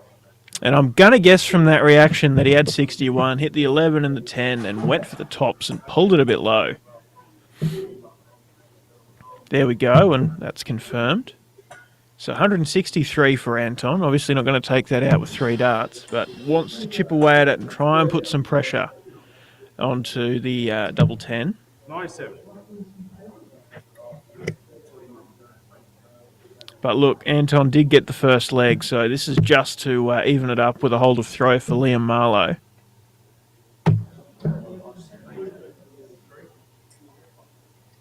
Game shot. And there it is. A couple wide ones there and straight into the double 10 on the last dart. And it is Anton. That is not game shot. That is to set it to the decider. Ben's getting a bit excited. And Platty says Adriatic will be putting in teams next season in the West Coast League. Don't know enough about Perth darts to know really what that means in terms of significance, but good news, Adriatic's getting out there, getting involved in other leagues. Well, what it does mean is that Adriatic is going to have a home team, so that the West Coast League will, some of those games, well, all their home games will be played at the Adriatic in that league. Yeah, okay, that makes sense. Yeah, we have those kind of ones over here. Yeah. And cool. Dave Platt, and g'day Dave Hughes says hello there, Benny. Good mate of mine. Dave Hughes, used to play with him, and great player, great bloke, good to have him your side. 39. JK, Declan, have you slept with Luke's shirt yet?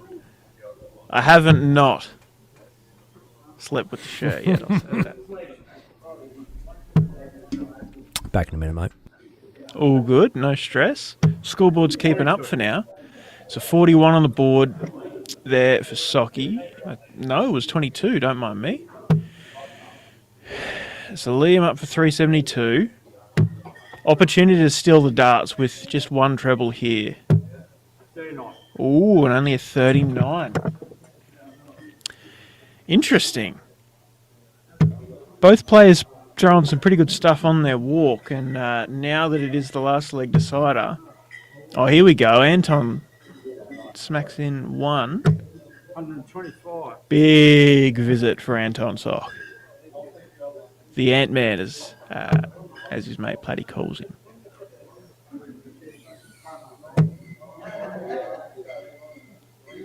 Needs a triple here, Marlowe. 97. Gets one.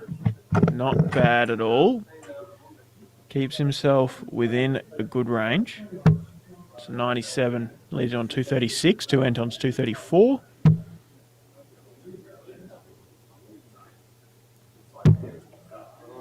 Anton with a 43 puts him on 191.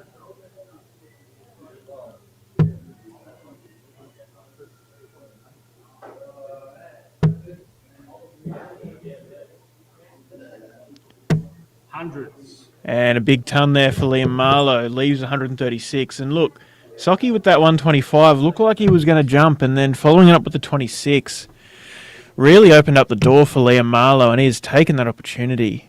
But Socky getting a treble here, and he does. Sets up 112. It's getting spicy, getting feisty.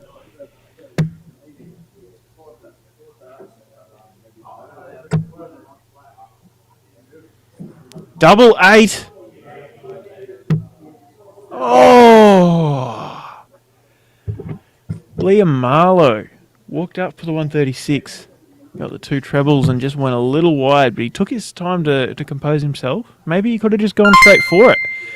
Sure, he knows his game better than I do. 112. Anton Sock fails to pick up a triple on the first two darts, so will not have a dart at the double for the match. And the disappointment, the frustration. So, to clarify, with the scoreboard being out of date, Liam Marlowe walking up for double 8 now for the match. And it goes.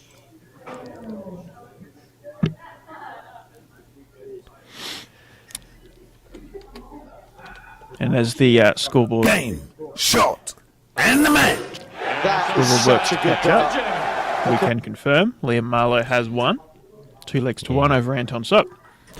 So done the refresher my end, obviously, and it's not coming back. But Yeah, it's a real shame, because they actually spent some money we did, and they did, to get some proper 5G internet in there, and it's gone to crap.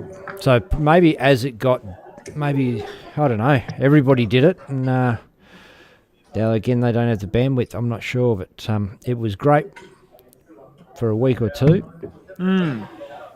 And now we can literally test the speeds, and it's not there. So yeah, look, it is what it is. I mean, we can sort of do the preparation, and if there's other factors, and especially being remote, doing this from home and having it set up as we do, there's nothing we can do. We just got to run with it for now and work on other options, other solutions during the week when Ben gets his curtain out of my face. Sorry, mate.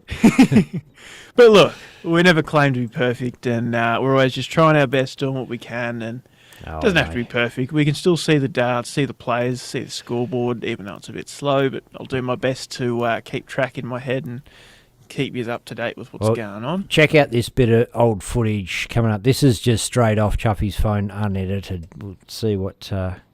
hopefully there's a bit of audio on it. My team didn't win.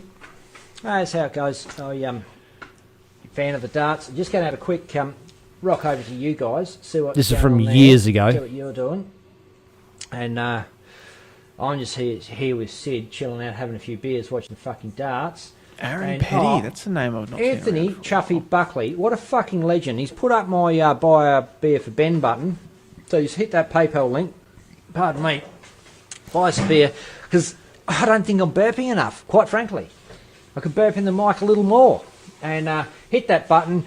Just whatever you want, put in an amount. You can put in $1 if you want. I don't give a fuck. Show some appreciation if you want a shout out. And yeah, so that was Leighton Bennett versus Brendan McCausland. So and Leighton Bennett, yeah, controversial.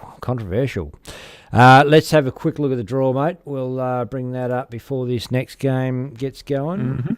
Matt Moody 2-1 over John Donnelly. Will play Neil Francis. Gerard Carmody 2-0 over Gary Hunter. Going to play Tom Wiley. Battle of the Irishman on that board. Liam Marlowe, we just saw 2-1 over Anton Sock. Plays Simon Nurick. And John Gardner 2-1 over Josh Borovina, who is organising the comp. John Gardner now plays Bailey Marsh. So some pretty stacked quarterfinals. And I'm guessing board 4, being where we are going to stream from, is Tom Wiley, Gerard Carmody, the Battle of the Irish. Should be a great match to check out. There it is. There's Gerard.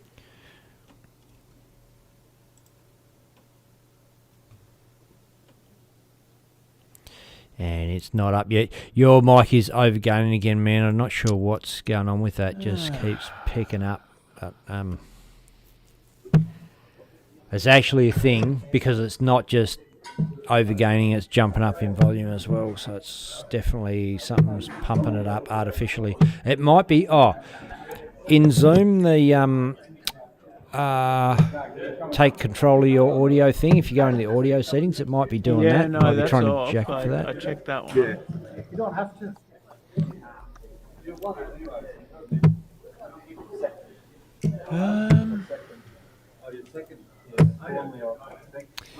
In the meantime, back to the comments. G'day, Lewis Kirk. Just shot me a message. Nice work, mate.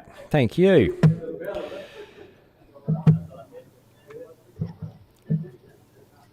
Chuffy Buckley says, Tops Willoo! Where's Sid gone, Benny? I did used to have Sid next to me, but I don't need him now because I got Declan. So that was some funny times back then. Great memories there watching some of those videos back that you sent through.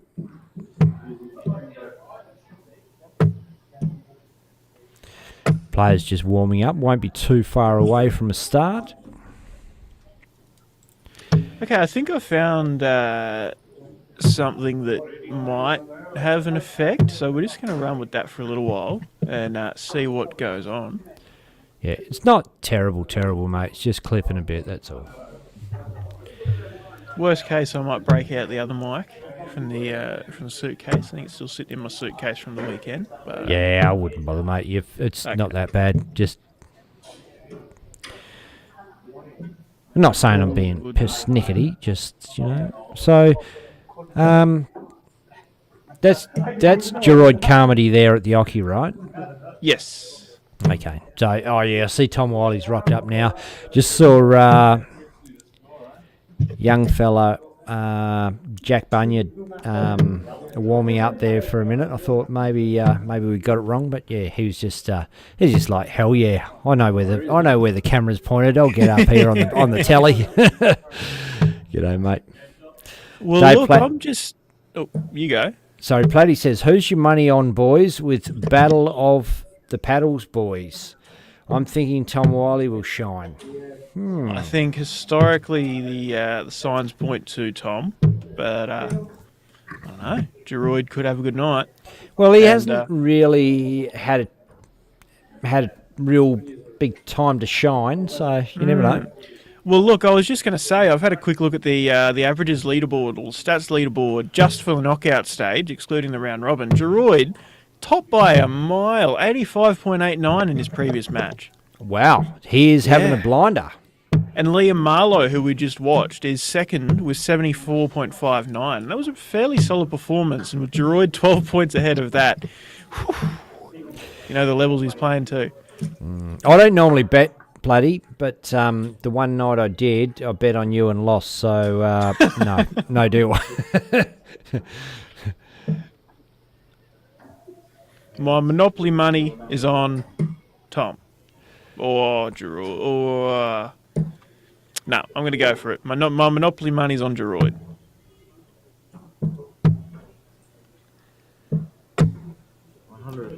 I was going to refresh a row on the board, see if we can get it a little bit better than that, I think. Come on, Internet. Hang in there. Well, Geroid banged in a ton to kick off. And Tom, 3 straight ones, 60 on the board. Not a bad start.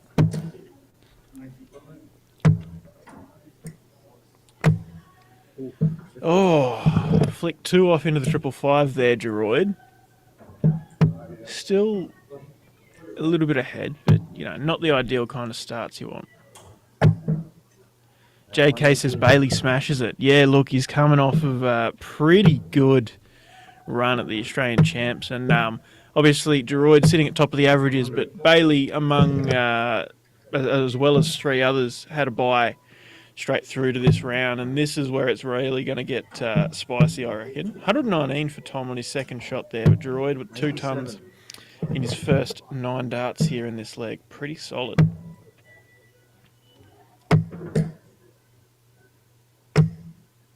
And these guys are not messing around. They are straight into it, pushing each other hard. Geroid sets up the big fish after 12 darts. Tom Wiley's been one of the stars of the Dosh Adriatic Friday nights, featured in many finals, won a few, quite a few, and a player, honestly, Declan, I'd never heard of him before this. Yeah, me either.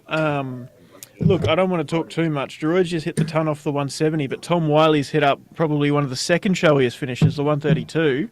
Oh, misses the 25s. It's not going to take it out. Oh, Geroid hit the 140 off the 170, not the straight ton. It's a double 15. Will he go straight for it, or will he split it? No, he goes straight for outside. it. 10 for double 10. Bang. In the hole. There you go. And look, still first to 2 here, I believe. So Geroid 1-0 up. Tom really, all of a sudden, needs to fire in. And look, he wasn't too far behind. After 15 darts, he set himself on 73 and felt like he was nowhere near it. But firing in brilliantly to start off, Tom, once the scoreboard catches up to us. Yeah, it was a ton there. 81 last week. 81.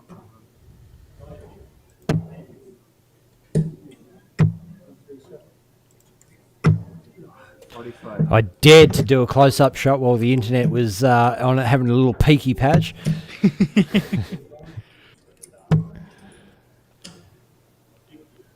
Yeah, Tom doing exactly what he needs to do here, and Geroid, luckily enough for Tom, having a little bit of a slip up. 60. Wow. Another trebleless visit. And the scoreboard is keeping up at the minute. 225 on the board for Tom. Gonna want a 15 to leave the big fish. And went for a 19. I suppose Geroid's nowhere in it. But Exactly, yeah. I think he's after the ultimate win, Tom Wiley, and definitely at a leg down, first to two, you're not taking risks, are you? yeah, Or absolutely. are you? I don't know. Well, 57 goes. 57 goes again, 119 on the board. He sets that up pretty from 185. yeah. 41. So 66 coming up. 14, 12 for tops. No. 20 for 32 instead. Double 16. Ooh. Geroid miles back on 229 after 15. Considering he was pretty well done with the first leg after 15. It's a bit of a drop. Tom for double 8. Check them on. There it is. Last leg decider. Geroid 2 kicks off here. And shout out to Dion White chipping in the PayPal. Thank you, mate. Great to shame to not have you there playing tonight, but good to see you tuning in and chipping in regardless, mate. Thank you. And getting a bit of background noise here. I think, Lisa, if you could turn the Whitney Houston off, that would be good. Thanks very much, Lisa. Lisa Littler.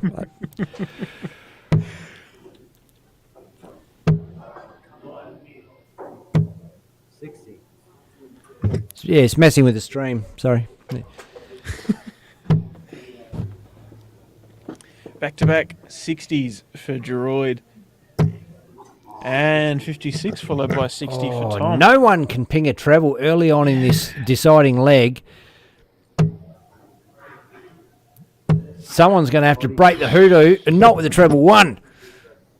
Wow. Both of the guys. Oh, at this point, I'd be going 19s. I'd just be going, like, let's just hit it easy, 57, and get some score on the board, get some runs up, because nothing's happening. There it is. That's all you need to do. 3 straight ones, and a ton there for Tom Wiley.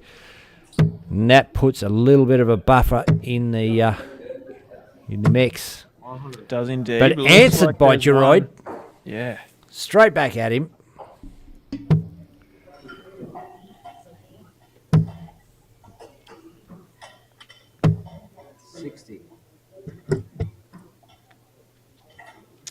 It's getting tense.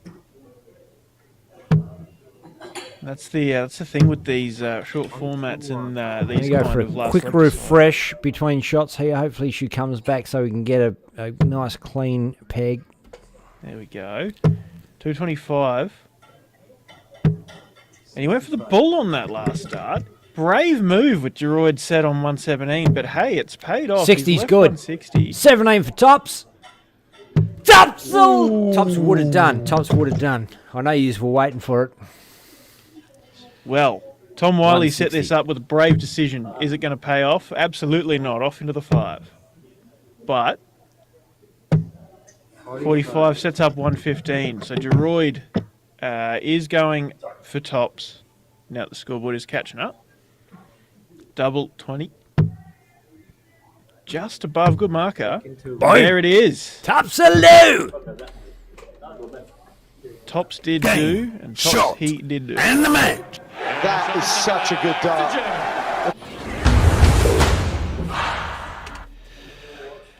Rightio, so we are going to jump back over. Let's have a look. Have a look Around at the draw, ground. Declan, when I can get there. Just give me a minute. It's like It's we've all got to do good. everything around here. I'm trying to have a squiz as well. I don't even know where I'm looking. I might go over here actually, and I can see some averages.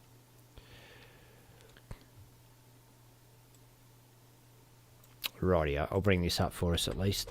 And then Cool. All right. If you want to scroll up to the top, So, Matt Moody, 2-0 over Neil Francis. Matt with an 81.24 average. Some very, very good darts over Neil Francis with a 75.83.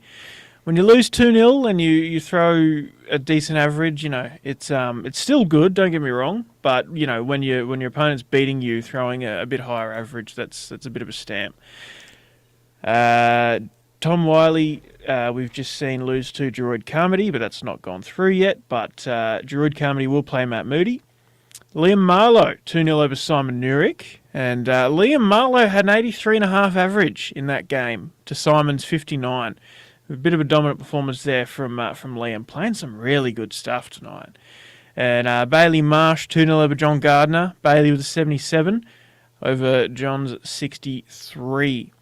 So, Geroid and, Geroid, Liam and Matt all throwing some pretty good averages. Bailey a little bit behind, but realistically, there's nothing between a 77 and an 83, really, in terms of number of darts thrown a leg and, visits to the board, I suppose, is the more accurate kind of way you want to look at it.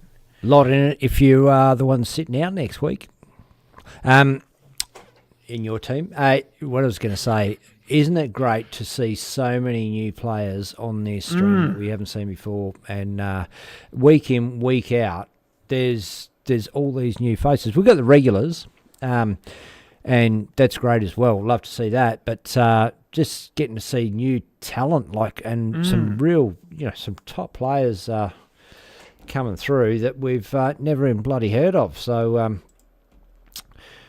just have a squiz over there. It doesn't look like anyone's even warming up yet. So not sure who we're going to have on the stream board. It is... Is it? Well, it's going to be either Matt Moody versus Geroid Carmody or Liam Marlowe and Bailey Marsh. I'd favour the Liam Marlowe-Bailey Marsh game because we've already seen... I think board 4 allocation means it's going to be the stream board.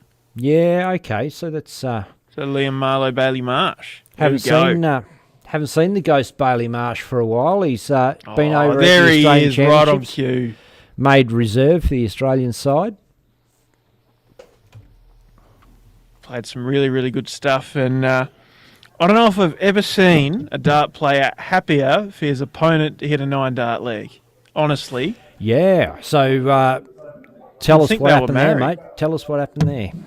Well, yeah, look, Bailey's a humble player. He's confident and knows his ability and a brilliant, brilliant player. But Raymond Smith was absolutely outclassing him. Look, Pacific Masters, Bailey actually knocked Raymond out quite early on. Quite a solid performance and start of a pretty good week for Bailey. But Raymond is class. He's experienced and doing what he does best. And come the Australian singles on finals day, he was humming.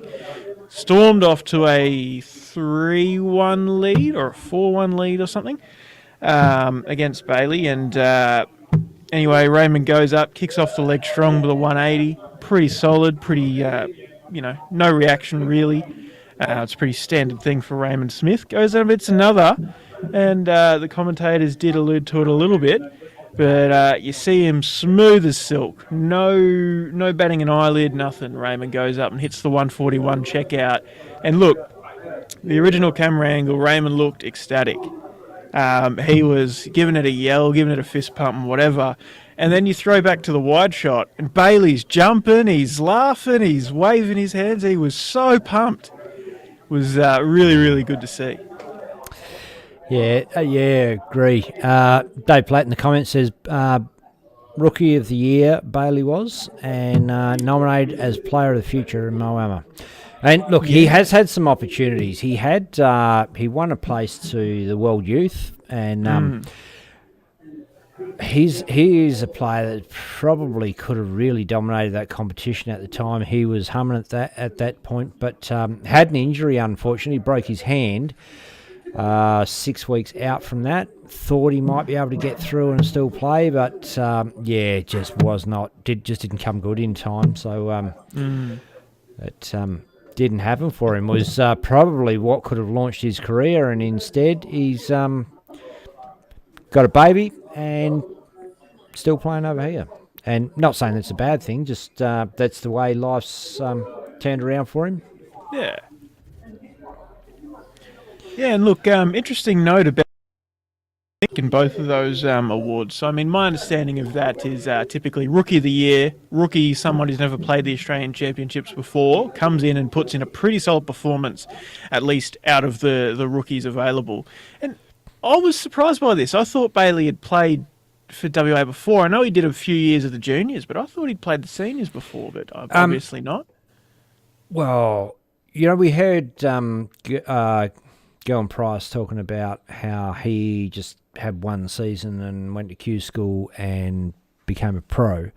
Bailey's darts went from pretty average, like sort of, I'm talking 55 to 75 in a year. Corey Collins, likewise, not quite as dramatic. Corey's played juniors and been around a fair while playing darts, but like I was the best player in our side a couple of years ago, and now Corey's in the state side. You know what I mean? Like, so in the space of a couple of years, he's gone from low 60s to mid. Well, I think coming out of this season with sort of like a 75. Pardon me, but that's in our competition, which is not a sort of super high ranking competition. So, yeah, okay. Yeah, and where I was sort of leading to with that is so that's the Rookie of the Year as someone who's never played before and then sort of put in a good performance. But Player of the Future is, my understanding, someone who wasn't selected for the Australian team, but really, if they continue on their current trajectory, will be there for sure in the coming years. And I don't know if I've ever seen it to have been both of those two awards given to the same player. Looks like they're getting ready to go as I'm talking. But yeah, so really big for Bailey, and obviously as a Rookie of the Year, getting picked as reserve in the Australian team and all of his other achievements is real credit to Bailey. But yeah, Dave Platt confirms his first senior outing. So there you go. I must have just been one of those things. But I suppose he turned 18 pretty much around COVID, didn't he, Ben? 45. Or just before COVID or something like that? Because I turned 18 2018. Yep. I think yeah, he he was did. Than me. It was his 21st last year, I think. So. Yeah, right. Yeah. 140. Smacks in a 140. Look, he loves the fancy stuff. He's a great player to watch and be around. It's exciting. Probably wouldn't want to spend all week with him. Nah, he's got a lot of pizzazz, and he loves the fancy stuff. And you know what? He probably prefers this not serious competition where he doesn't have the pressure of having to do the right things, where he can just be a bit flashy, almost like an exhibition style. Fires in an 81. Liam Marlowe's having none of it. Smashes in a 60. That looks like another one. Oh, gets all tied up there.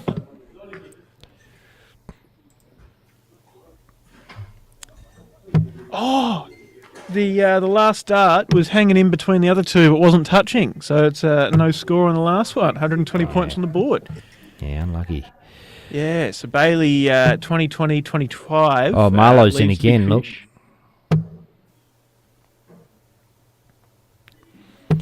And look, I've seen Bailey throw a single three to leave a 170 before, just for fun.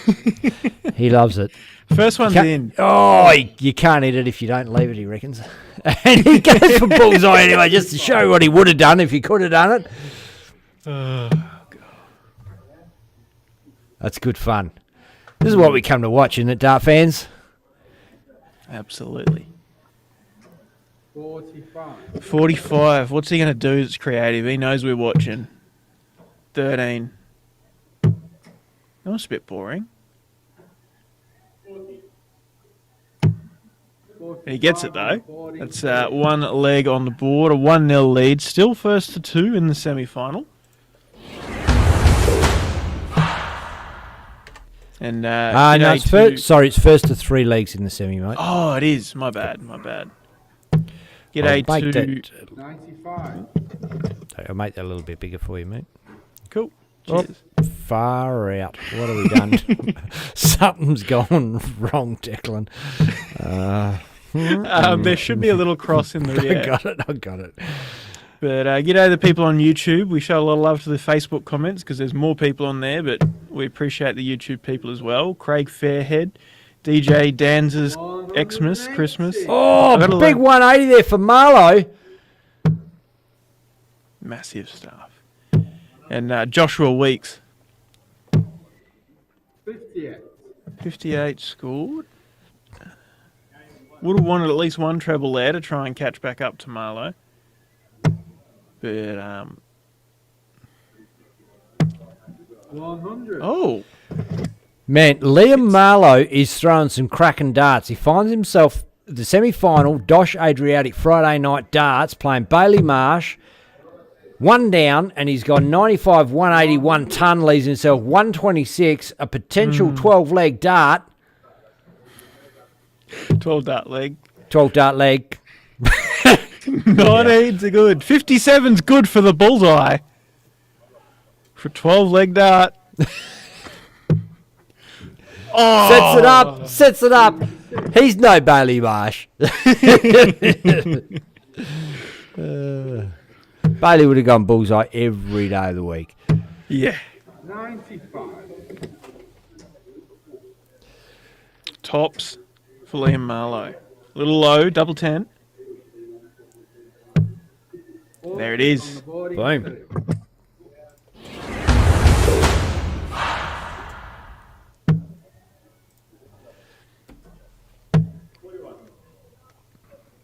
Still, 14 dart leg. Yeah. Handy. The guy's got some chops. Yeah, exactly. And after Bailey started off pretty strong, leaving him set on 180 in the second leg. I suppose on your throw, but stamps your place right back in the match.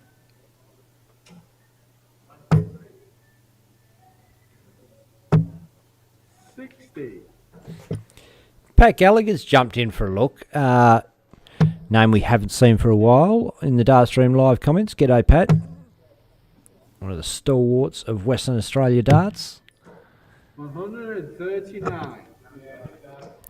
Feel like I've got to stop swearing now.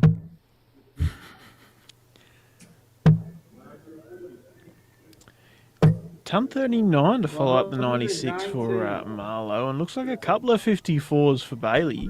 113.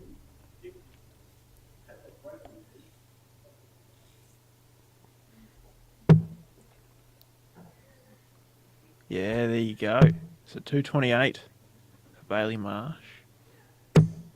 60.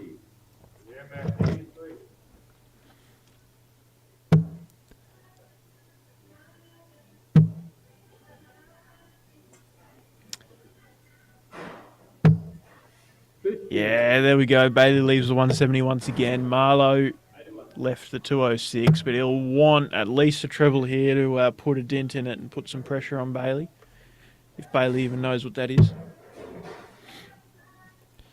G'day, Tuna Mornay.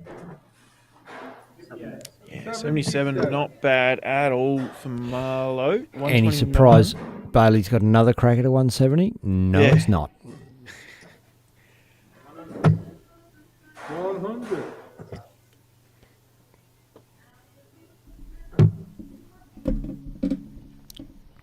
So it is 129, not 206 remaining for Liam Marlowe. There you go. Not going to go. He has 90 on the board. Or 90 left with a dart in hand. Oh, at least 36. Good darts. 93.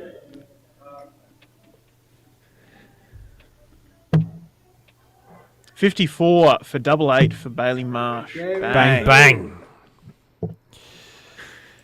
Walked on it.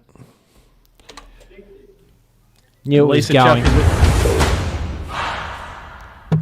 Lisa Chuffy Littler in the comments. Whitney's finished now. Good. 140. Dion Wyatt being generous as anything. Couple of stars, couple of bucks in the PayPal. Thank you, Dion. 60. Good night, Lisa. It is 2:15 in the morning over in New Zealand. get some rest. Big night tomorrow for when Luke wins. Fingers crossed. But, have a good night. Thanks for tuning in to you and Chuffy. Big 140 to kick off for Marlow. And Bailey following it up with a 60. There was another visit there that I didn't see. Only a 41. And Bailey smacking in a ton.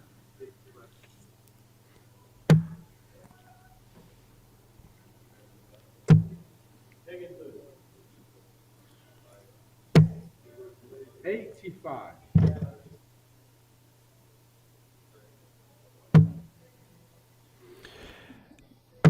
That looked like a good side of that first start, but picks up 2 trebles. 137 on the board, so handy. Blocked himself a little with the second dart. Looked like it was going to be a 180 every day of the week, but... and look, 235 is a little of an awkward number. It is very easy to fail to leave yourself on a finish off of this when you're in Liam Marlowe's position. That's exactly what I mean. You know, the 2 straight 20s, failing to pick up the triple, going for the easy 25 and just going outside. And now Bailey, 2 legs to 1, first to 3, and he smacks in a massive 140. Look, Liam Marlowe may not have left himself finished there, but he knew exactly what he was doing. There was not really a whole bunch of hesitation. He knows his way around the board, this guy. It's impressive to watch and great to see him on Dartstream Live. Great to see him at the Dosh Adriatic Friday nights. Brought something to the comp.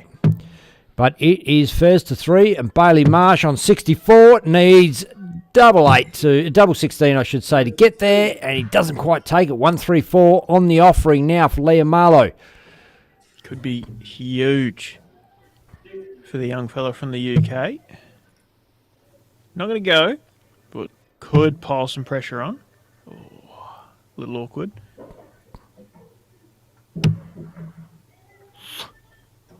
$36 leaves him 98, and you'd have to feel that Bailey's walking up cool as a cucumber.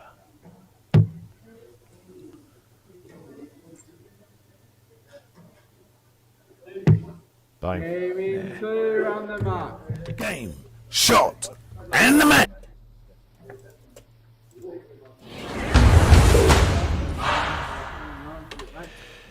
And there you go. We've just seen Bailey Marsh 3-1 over Liam Marlowe. And Matt Moody, Geroid Carmody was the other semi-final. I'm just having a quick squiz at how that's progressing. So Matt Moody's leading Geroid Carmody 2-1, first to 3, of course. Matt Moody's about to toe the Ocky for 115. I don't know if we can flick the scoreboard up. Probably too late to switch the cameras over. I can at least accommodate with a scoreboard, I think. There you go. So that is Matt Moody going up for the 115. Hits a 35. So probably a little bit of an awkward shot there. But Geroid back on 188. And Matt Moody being the quality of player he is that we've seen time in, time out, time and time again here on Dartstream Live. You have to feel this is going to go. And it does. 2 darts, bang, bang, nice and easy. Could have been a tops, could have been a 60, double 10. Doesn't matter what it was. He has checked out 80, and that is 3-1 win as well. So Matt Moody, Bailey Marsh, I believe they were on the same round robin pool. Yeah, Matt Moody, Bailey Marsh were Group C, first group to have finished up for the night, and Bailey Marsh was sitting on top, so that means that he did beat Matt Moody in the group stage. But Matt Moody was averaging 12 points higher for the overall group stage than what Bailey Marsh was. And if I have a quick squeeze at the knockout stats, Bailey Marsh in the knockout so far has averaged 82.31 to Matt Moody's 75.89. It's going to be tight. It's going to be exciting. I don't know who to pick. But I am very excited. That's have a quick run through those ones there. Look. So in the averages in just the knockout stage, you've got Bailey Marsh with an 82, closely followed by Liam Marlowe, who Bailey has just disposed of or gotten over. Only a 3-point difference in the average there, so very close. And you could tell that throughout the game. You know, Liam Marlowe was right there. Geroid Carmody, 75.91. Matt Moody, 75.89. And just sort of running down that list, you get to 6th place, Francis Neal, 75.83. So, you know, 3rd, 4th, 5th and 6th. There's 0.08 of an average between them. So pretty level field here tonight around that middle section. And, you hit, 7th place, Gary Hunter, 8th place, Anton Sock, and you start to sort of drop into the 60s, but still some pretty respectable averages. And I remember looking at these averages for the round robin, and it was all still around that 60 and above mark. So very solid field tonight, and some pretty good stuff from the guys sitting on top. Yeah, and a good amount of players. I think there was 27 players there tonight. Yeah, that's pretty cool. That's what they're aiming for, sort of between the 25-30 mark. That's a good number of people in the venue. Dave Burke's just jumped in watching. We are playing Silver Sands Tavern, that is. That's us guys.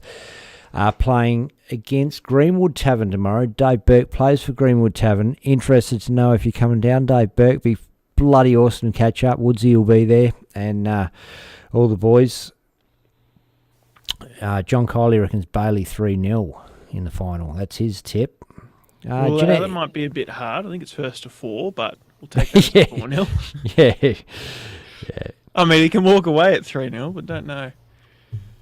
But we get your point there, JK. Dave Morris, Dave Morris says I'm still up in NZ, loving it. Next proper dart players coming on. Actually, there was some good signs. Caden Milne was pretty awesome tonight. Really. So it was interesting listening to the commentators. Obviously his nickname's Smiley, and he usually is very smiley. He was game face on and all serious tonight. A little bit of a smirk come out. I think it was when he won his second leg, but yeah, interesting. It's good to see his progression. And Ben, I'm assuming one of the younger fellas out of that NZ circuit. You know, they feel like veterans because they've been around for a good few years. But Big Rig and obviously Hope I'm now moving to the PDC, but. Yeah, good to see a young face up there keeping up with the big boys. Yeah, absolutely. G'day to Corey Hendrickson, jumped in as well. Haven't seen Corey for a while. Be good to see you back playing at the Mandurah Darts Association next year, mate. I know Bailey Marsh is not in a team for next year. Corey Hendrickson, Bailey Marsh should make a great top 2 in a team of 4. G'day to Jeanette Hislop, Aaron Bell. Steel Flight is watching, not at the comp tonight, but g'day Steel, regular at Steel Flight was in there. Oh, was he? I think he lost in the round robin stage. Ah, cool. Dave Burke can't make tomorrow, mate. Oh, no. Just looking forward to that. John Kiley says 4-1 then. Anthony Borovina is watching from the venue. And players are just warming up, and we'll bring you that game shortly. We're going to take a short break. We Dartstream Live, be back very soon.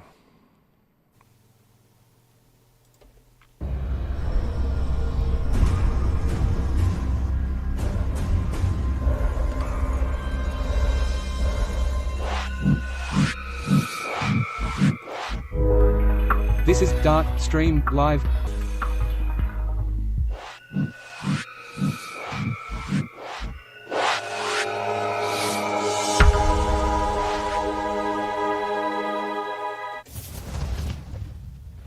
Ladies and gentlemen, former PDC star David Babyface Black heads up Dosh to present the Dosh Adriatic Friday Night Darts. Everyone's welcome. Every Friday night to play for cash, play for fun at the Sterling Adriatic Centre, WA. Everyone welcome, come on down. Oh my. And quick cut over. Players jumped in and started. So we have got game on. It is Bailey Marsh, Matt Moody in the final. Dosh Adriatic. And Tim Justice. Bailey's coming out firing. Ton 97. Matt Moody not so bad. 83 as well. But down in the 19s. Sorry, go. What you saying, Ben? Asked why Caden Milne was called Half Stubby as a nickname. I don't know, but I do know he was. And Talking I have to a Brent. feeling it's a story I've heard, but I don't remember it. Yeah, I do too.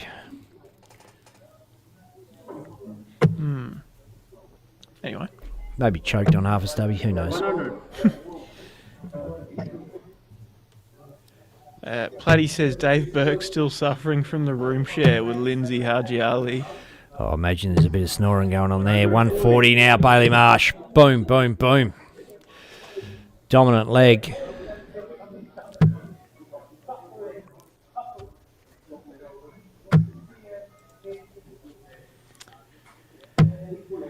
Moody with the ton off the 261. Sets up 161. And Bailey is coming up for 106, though. Have to feel he's pretty confident. Not going to go, but leaves himself 56. This would be big for Matt. Break. 60's good. 51. It's in for the bullseye. Oh, lucky miss there. Hits the 18. Sets up 32, but would have wanted the bullseye a whole lot more, especially with Bailey going up and taking it out in 2. He gives the camera a wave. He knows where it is. I suppose it is pretty obvious, but you know, he's having a bit of fun. He's loving it.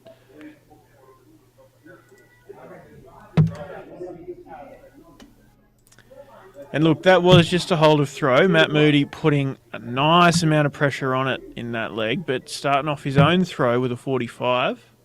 Not ideal. Bailey's just looking away. He's trying to the whole look away. What was that? I don't know. Maybe someone's been... Oh, he was looking at himself on TV. He was like throwing his dart to see if he could see it back on telly. They are up on the big screen there. I wonder how long it's going to take him to realise that it's like a 10-second delay. Yeah.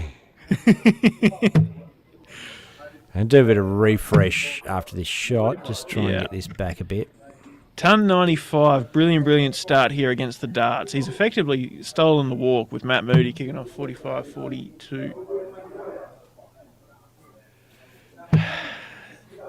Tim Justice. Declan, you think I could get Mum to watch DSL now Ben's not swearing?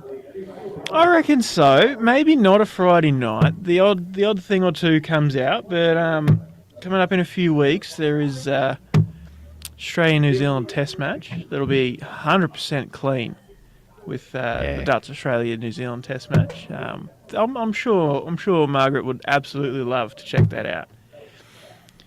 Tim Justice's mum, Margaret Brown, is probably one of the most recognisable figures in Queensland darts. Dedicated, I believe, most of her life to helping out on the club level. Lovely one. So Bailey slowed right down in this leg. And Matt has just chipped away and kind of caught up. Oh, big treble here. Hey, but he doesn't do it. So Bailey's still in charge of the leg. Got to flick down to the 19s. No, he's straight for it. Then he flicks down to the 19s. Whatever works, leaves 160. Need a ton plus or something similar. Here, Matt Moody, leave a nice finish. Starting on the 19s isn't the move there. Not at all. The 95 will stop you from, obviously leave you on a bogey number. And going that way kind of blocks you. But 60's good. 100.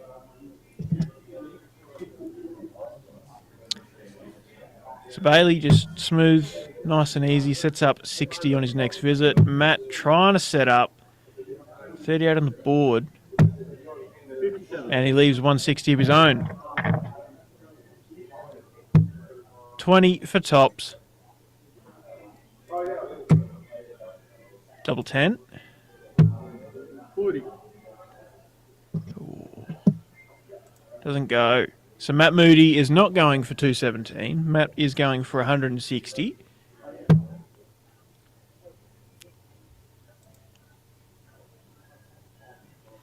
Isn't going to go. Speaking of going, the camera is absolutely gone. 60 Bloody on the internet. board for Matt Moody. How can it be so good and then so shit? Yeah. Just fluctuating. Bailey is going for 20, so double 10. Double 5. And there it is.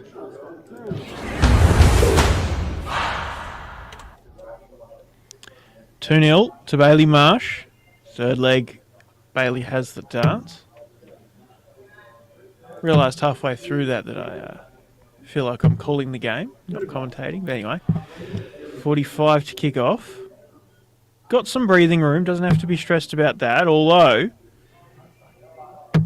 Matt Moody has come into this leg firing on all cylinders, it looks like.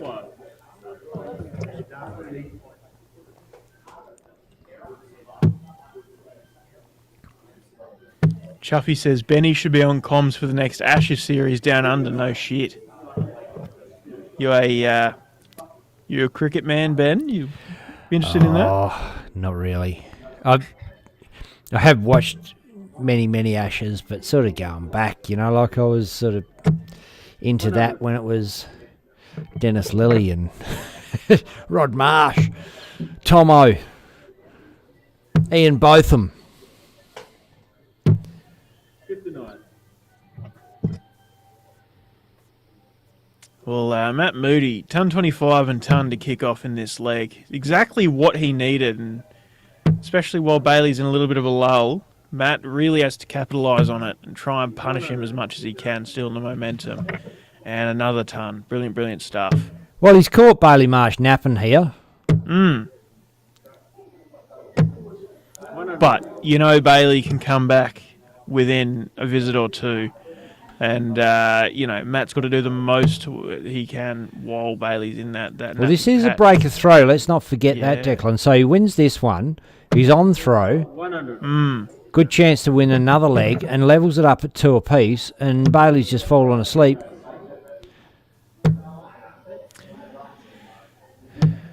Bailey fails to leave a finish. But Matt Moody, 76 for a potential 14 dart leg. 60's good for double 8. Brilliant darts, Matt Moody. Ton 25. Ton 76. 14 dart. Break of throw. Now has the darts to even it up 2 apiece.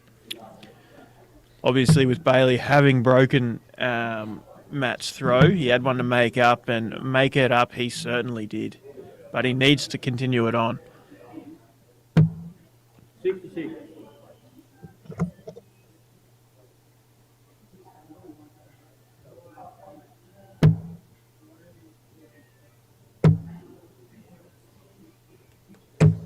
$100.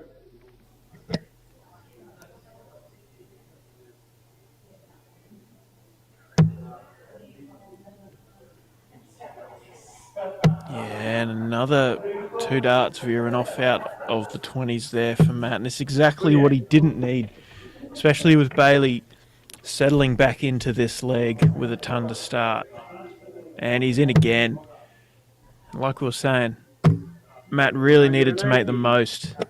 Big max for Bailey. And look, there wasn't really much more Matt Moody could have done in the last leg, but really needed to fire off strong in this leg and continue it on.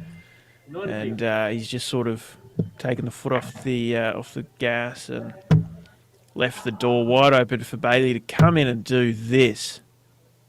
85. 136 after 9 darts. Top shelf stuff.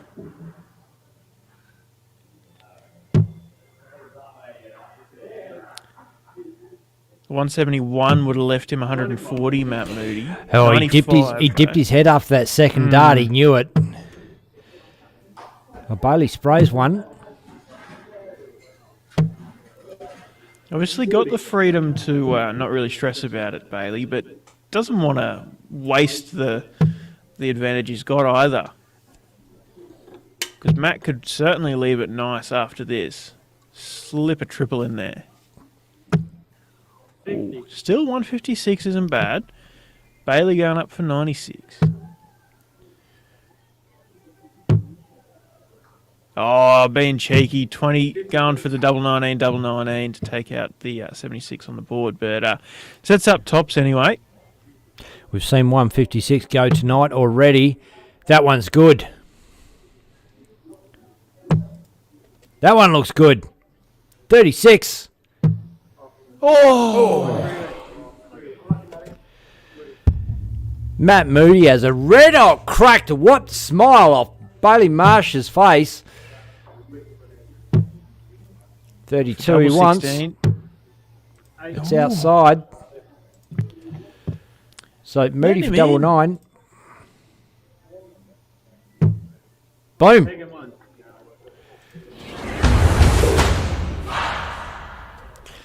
And look, that should have been Bailey Marsh's leg. 100, 180, 85. Then nada. Look, as brilliant as the 156 would have been, you know.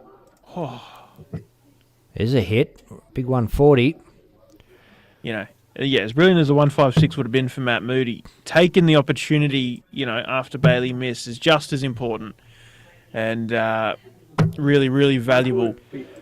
He's followed that 140 in, so it's 140 apiece.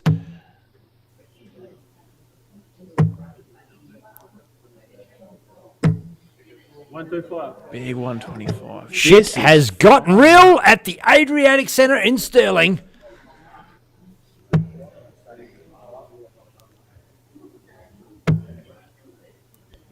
And again. Boom! Oh. Come on! Game, shot, and the match. It's not game, shot, match. Apologies. That's somebody hit a wrong button, got excited. 58. Bailey a little bit frustrated. Needed a triple there to leave any kind of finish. And look, all depends on what Matt does here. Because this is Bailey's walk, and a break of throw here, all of a sudden Bailey is in big trouble because Matt will be throwing for the match. But a couple of these. Bailey Marsh. Wow. Leaves 52, following on the equally sloppy visit from Matt after Bailey's 58. 18 or a 14. These are good legs, Declan. Oh, absolutely. Two all tied up. And 93. doesn't give himself a chance to peg 133, but put some serious pressure on the 52. 12 for tops now. Double 10. Oh. Wow. And Bailey knows how important that was. Matt Moody. Tops for a 3-2 lead. Boom! Tops are low! Absolutely incredible. From 2-0 down, first to 4, Matt Moody now leads 3-2 and has the darts in this leg for the match. Top level stuff. String of legs under 15 darts for these guys. 60. That's exactly right, David Platt. Yeah, says this is where best players get better. Dosh, Adriatic, Friday nights. I'll tell you what, they've got young Josh has got the stream up on the big screen there in the venue, so you can see. I'm not sure if you can see, but players are actually watching up on the big screen rather than the board. Fans are. It is slightly delayed because it's coming to us, back to them, up to YouTube, 100. up on the big screen. But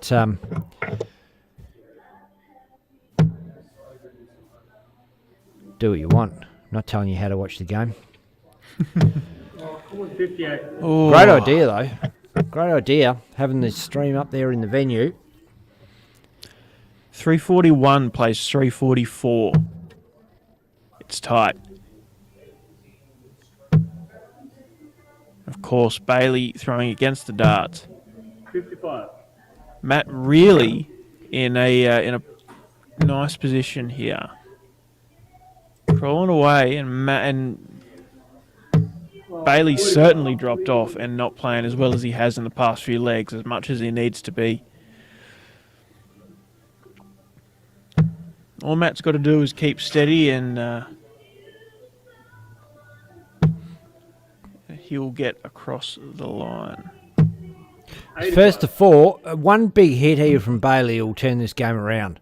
99.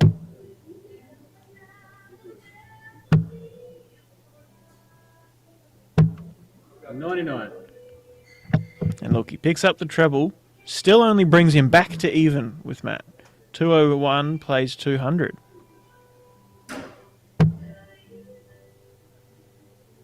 Matt is in. Maybe switch down the bottom. No, so straight for it. Sets up 101. Not a bad finish to leave. Bailey would love a 140 here, but an awkward angle around that first one. 100. Lease picks up the 1 treble, sets up a straight ton. A little nicer than 101.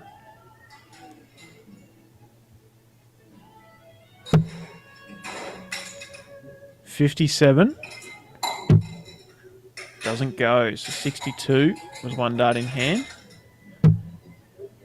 51. Leaves the bullseye, and this is do or die for Bailey Marsh. 100. Tops. First Got one's one. good. Bailey Marsh! Wow. Ton finish. 20 tops. 2, break the throw, and head into the last leg decider with the darts. Bailey Marsh, the ghost. Mullet in Man. full swing. And How good was that? 60. Tops. Nothing. You called it, Declan. He has to hit this. He had 2 darts left, 80 left on the board. He's got to go tops. Bang, bang. Smacks it out and puts himself in a good position with on throw for this last leg decider for $200 at Dosh Adriatic. Guaranteed $200 prize money for the winner every Friday night. Oh, and he's picked up a big 180 there, I think. exactly what he needed.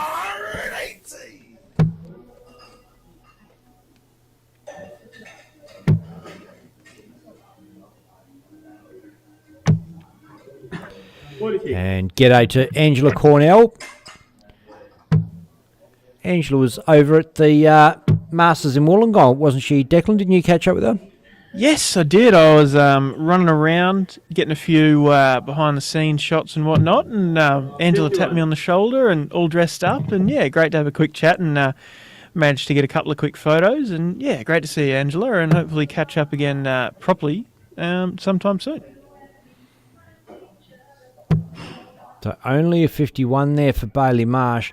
Could perhaps let Matt Moody in, but he only throws a 41 himself, so Bailey is probably just going to try and throw 2 20s and one off the board to leave 170. Oh, no, how's he going to fake this? Going to be tough now, 25 for... No, 15. Leaves the 170, of course. Yeah, I do. He pretended it was an accident, but we all know. Oh, Matt Moody not going to leave a finish, but going to take a big chunk out of it. Here he goes. Oh, he's above. Goes bullseye anyway. No, he doesn't. Straight ton, leaves himself 70. And Matt Moody is actually going for 214, not 314, I believe. 19, 20 will leave the big fish now. 44. I think that's what's going on. Bailey's actually going for 70 as the scoreboard plays catch up. 88, bang, bang, nice and easy. Game, shot, and the match. That is such a good dart. The composure. Yeah, wow. What a match that was. Bailey coasting to that 2-0 lead. Matt Moody fighting hard to get back and taking that 3-2 lead. And looking like it was almost all over with Matt Moody taking a 4-2, or it was going to look like. But Bailey absolutely firing in, making the most of the opportunities he got, and squandering the hopes of Matt Moody. It almost looked like. It looked like Bailey was a different man once again in that last leg, and Matt just struggled to fire as much as he needed to. Man, there was some great darts in that final. There's some passages of play. There was a leg there where it was like, if you don't hit 2 trebles, you're a loser. You know what I mean? It was great to watch, and that was, said it through the game in the commentary, and I'll say it again. Like, Bailey's a flashy player. He's good to watch. He's great for the crowd, and he knew he was on the stream. He knew he was on the big screen in the venue there, and good to see him getting down to the Dosh Adriatic Friday nights and supporting what they do down there, and all the players that get down there. It's not really about supporting. There's $900 up, I think, for Chase the Ace tonight, and play your cards right, $400 jackpot. So there's plenty of money on offer there for even if you're not a good dart player, go down and have a bit of fun and try your luck. You might not be good, you might be lucky. Shout out to everyone that's checking us out on the stream. Avril Walker, James Johnson. Oh, man, I just realised I've got to do this because it's that time of night. Crystal O'Loughlin. Angela Cornell says, great comeback. James Johnson, I've mentioned. Barbara Bunworth, must be relation to Jack, maybe mum. Terry King, Dylan Bunworth. Jack, you got some fans in the audience. No wonder you're walking through the camera shot there. Brett Matthews, Dave Burke, Keanu Rawiri, Chuffy Buckley, Dave Platt, Justin Miles, Landon Key, Jack Gardner, Tim Justice, Tyson Marsh, and Josh A. Steel Flight. Everybody that's been checking us out, John Kiley, better mention you, and everybody that's been checking us out on Darstream Live. It's been great to have you all along tonight. Been a good night. Been a good to have you all, and good to have your company, Declan. Thank you. Good to be alongside you once again. Yeah. Over the internet. It's bloody easier in some ways, isn't it? You know, rather than travelling all the way over the fucking other side of the country and airports and bloody rides and all this business. And I don't look so much taller than you on the camera shot.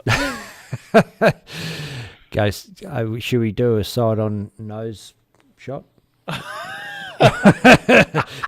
Mate, you got me, bud. You got me fucking this much. Yeah, you know, actually, that surprised me. You don't really, over the internet, necessarily get a sense of the height of players. We had a lot of players on there, and what's his bloody name?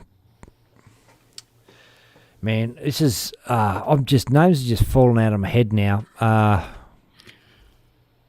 Aussie guy, last call up. Who's the last call up to play for the Aussie side? Stewie Coburn. Oh, Coburn.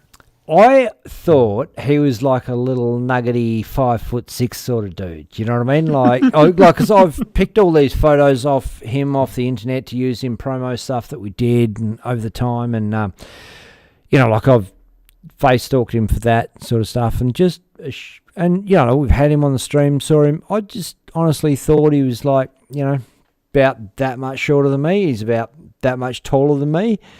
And, he's a big guy. It's like, what? And other people said the same thing about me. They're like, oh, wow, I can't believe how tall you are. It's like, yeah, but look at these giants around here. It's a bit of a spin out, eh? Yeah, that's it. Like, it's just one of those things, I suppose, everybody. Some frame people, up your camera shot for the live stream, or you take pictures at certain angles, and it's a bit of a weird one. But like, it's not something you like. Some people actively you only ever see them from there up, and they're big fatties, and you don't even know. Like they're like the skinny heads, you know. But yeah, it's not like people. Like I'll be sitting here thinking, yeah, Ben, from your face, you look 5'8". It's just like one of those things that you kind of just like subconsciously sort of think, and then you see it, and you're like, oh, it doesn't make sense. But hey, but I guess for me, I've I suppose for a lot of the players, met them in person before seeing them so much online with DSL, like at least for local guys. So I got a bit more of a concept. But yeah, for sure, like meeting people that I haven't met before. Yeah, there's always Yeah. bit different. Just a quick run through the comments here. Barbara Bumley says, well done, Bailey Marsh. Angela Cornell, excellent comeback. James Johnson, go on, Bailey. Dave Platt says, DSL, you are awesome again. Cheers, boys. Thanks. No worries, Dave. And look, thanks for giving us an opportunity to get a regular stream on a Friday night. And we've worked well together. Got some stuff happening. ADC, you put up that in Perth, and you have done a massive amount for darts, and I know there's at times over the years it's been stressful and you've felt unrewarded and you've been ripped off flat out. People have shafted you, and anyway, hopefully this one works for you, mate. So far so good numbers tonight. Angela Cornell, great show. Chuffy Buckley, Justin Miles, didn't that mofo hit a 124 average on DSL one time? Think he did. That was the highest ever average we had, I think. Yeah. Challengers board, I think it was a best of 3, 124 average. Absolute insanity. I don't think it ever got close to being beaten. There was some good, like 100+ averages on, especially on Challengers board. But yeah, 124. That was. It was a short format, given that. But look, you don't have any time to warm yourself into that. It's on or off, and look, he did that. Can't never take that away from him. That's and for sure. from memory, it was his first game on, I think. It's not like he'd been defending for a few games and then through that. I think it was his first game on the Challengers board. He had played on the Dartstream Live before. Yeah. Yeah. So that for those of you, I've forgotten all about that. What was the Challengers board thing? So it was I think it was Beck Pinder's idea. Essentially, you have 10 players, or I think we did 10 players, and you have them in a list, and you randomise it, or you choose someone to start as your number one.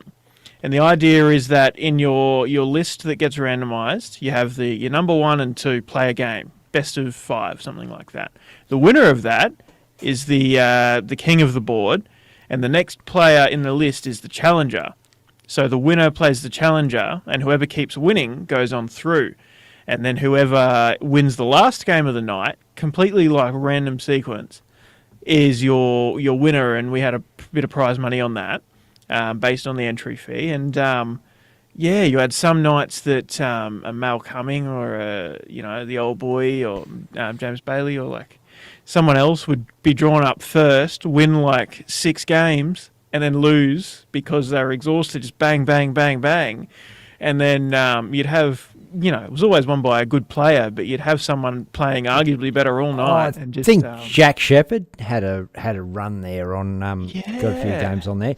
I think, pardon me, he might have got a win. He came. I think he might have come in late and picked one up. But yeah, that's the luck of the draw. But it was a brilliant little format to have. Good memory. Angela Cornell says, "Get a fucking haircut, Declan." Stop it, Angela. He's famous for it now. Brett Matthews says, good stream again, lads. Awesome stuff tonight. Good to see and watch. Have a great night. Reinhardt Lighting Ray is watching. Anthony Chuffy Buckley says, it was only best of 3, but I think it was 11 and 12 legs. He also says, that was when Luke jumped on and I sent him the video yesterday.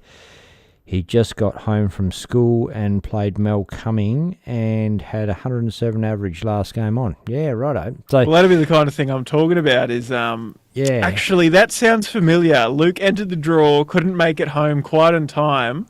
So we put him in at the end of the draw or put him a few games later. And yeah, Mel must have won a few games on the trot and Luke just comes in with 107 right in the last game. Hey, I'm just going to grab this clip. Hopefully it'll download in time. This isn't Challengers board, but this is Luke playing Nuts Are Aching. Little clip we got from way back. Just give us a second to get it up, guys. It'll just got to download. Well, in the meantime, Joshua Jovanovic, who won, missed the last bit. So Bailey Marsh beat Matt Moody. Quite a close, tense game, but yeah, Bailey won that, got across the line in the end. So bear in mind, these are not super quality videos. This is what Luke's dad has just recorded off his phone, off the telly, some of it screen records on the phone or whatever. This is one just, I think, just recording the iPad, but here we go. Less, so yeah, we won't be live streaming, but challenge is out there, goes for Donald. Put one up, bang! There we go, Luke the Nuke. Dosh! I fucking love it. I know you love it. I love it. We all love it. Fucking 180 smash, and Luke Littler is 4-2 up against Nutzer. But, well, Bill's not unfamiliar with this situation. Doesn't mind. Oh, what the fuck? He's going back to back. Luke the Nuke. They're watching the replay, and he's flicking the camera around to Luke's face as he's watching it. Boo! Boo! He was thinking about the nine data. Obviously, he was thinking about nine data. Why wouldn't he be? Isn't that what every day or less? So yeah, we won't be live streaming, but Anyway, good times, great memories, and thanks, Chuffy, for sending those through to us. Bloody good on you. Yeah, awesome. Josh Jovanovic, who won? Sorry, missed that. You've already answered that. Right, I think we're just about done, Deck. I reckon so. It You is must be pretty 5 tired. minutes to 1 a.m. I'm a bit rooted. Yeah, I reckon that's a pretty good place to call it, mate. I think we had a good start to the stream running over the weekend and the Gezi interview and all of the thoughts on that. I think that pretty well covered it. And then good night of darts. Yeah, might just bloody play out with that Gezi interview for those of you who didn't catch it. And it's good night from me. Good night from me too. See you, motherfucker. Love you, mate. Thanks heaps again. Man, like I said, this guy's the glue. He's the glue. All right, cheers, man. See you guys. Thanks, mate. See you. Ladies and gentlemen, the winner of the Australian Masters 2024, Gerwyn Price. Congratulations, mate. The Iceman. Yeah, boy, I'm back. Back in Australia, and first win in Australia. Yeah, I won in New Zealand, I think, last year or the year before. So I think this is my first one here. But fingers crossed. Are you flexing? Oh, God. Look at... I don't flex back. Right. Mate, absolutely dominant performance tonight, Gerwyn. Like, even if Luke was throwing better and taking those pegs, you were all over him, man. It was. Yeah, but that. I'm not a world champion for nothing. I know what game's in me. It doesn't come out all the time, especially over the last couple of weeks. But if I play my A game, then nobody beats me. Not even Luke, Michael, none of them. But how often do I bring my A game out? That wasn't my A game. It was probably B, C game. But when I play my A game, no one beats me. But Luke didn't play as well as he could. He missed a lot of opportunities, I think, especially on doubles. But I've done that in the past and lost games. So yeah, I'm just happy to go over the win line, give me a good boost of confidence. Yeah, hopefully I can play my A game next time and win again. A lot of players seem to be affected by the crowd, the vibe, how they're feeling, and all that sort of thing. And I really felt like the crowd was against you. You had Domo, obviously Australian. Crowd against me all the time. Australian #1. Doesn't matter who I play. Yeah, they do. What the hell's with that, man? Yeah, exactly. I've had the crowd against me. I had jet lag against me. I had my confidence against me. So when you I still come through and I won. So it just gives me a boost of confidence to show that I've got a character. No matter when my back's against the wall, I can still win. I don't think the crowd was on your side in any single one of those games. Yeah, but I don't think they were against me either. Apart from against. They weren't hating on you. No, apart from against Damonetta, a couple of doubles. But apart from that, I didn't. If they were against me, I didn't hear it. Obviously, playing against an Australian, they want him to win. But it wasn't a bad crowd. It wasn't a crowd that was like whistling. No, I thought they were pretty good. Yeah, but you would have to say that there was more cheers for your opponents than there was for you. But I did play in Australia, mind. So I'm going to play in Australia, so I don't think that helps. Yeah. You did, you got ripped out the green and gold, mate. Yeah. Did you think that? Try to guess some of them on my phone. Yeah, man, it is a tough gig and tough travel. Tell us about the journey over here. Like, obviously, you got a bit of a trip on your side. Yeah, we missed the first flight. Had another 5-hour wait. So then we had another connection in Hong Kong. We had another 9-hour wait. So it probably took us about 45, 46 hours to get here. And I still haven't got over the jet lag. So for me to go and win this, yeah. So when did you arrive in Australia? Wednesday morning. Yeah, righto. Probably should have arrived Tuesday afternoon. Yep. We were like 12 hours late, I think. Or When you say we, who do you travel with? Just me and my buddy, like one of my travel partners. Yeah, right. You're his bouncer, or like? Yeah. You would think he's mine, but I think I'm his. Look, obviously, it's been talked about before, the switch from rugby to darts. You're an athlete, obviously. You take that sportsman, that winning mentality, that tenacity of darts. You made this. Well, to us, it seems like you made the switch really quickly. Like, you came into darts, and everyone thought, well, it was a bit of a lucky streak, and you kind of looked a little ropey, if I'm honest. And but steadied up, come good, and. I'm not bad for a world champ, am I? If I look ropey, like. Oh, no, what I'm saying at the start, when you first. Hey, I'll be ropey every week, but I don't mind. When you first made the transition, I'm not saying. I thought I actually hit the road running. Like I won a pro tour, I won a European, I won a major. I had done it all in the right order.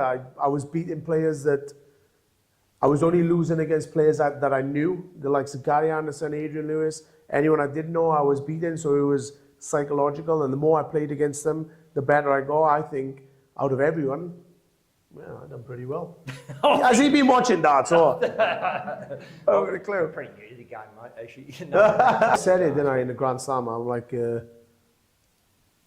I was pinching money out of the pros' pockets, which I was. I'm a rugby player. I came over. I had no experience in darts. I'd played for about a year in a pub, and then 3 years later, I'm a world champ. So I don't think I was too ropey, like. So I don't think you can just stop playing rugby and then start playing darts and be that good. You must have been playing darts I swear at to home God. in the shed, or no? No. Didn't play darts at all? At all. The only time I picked darts up, I was 17. I was working in the local rugby club as a cleaner. My mate who travels with me now, I used to work for him. Now he works for me. So yeah, and I was cleaning, working behind the bar, cleaning. I'll be working for you one day, Declan. And we'd have a throw now and again, but I was absolute rubbish. And then a couple of years later, my mate started league up in the club, 2013, I think it was 12, 13. So I was playing for a year in the pubs, and then went straight to Q school. Serious? 100%.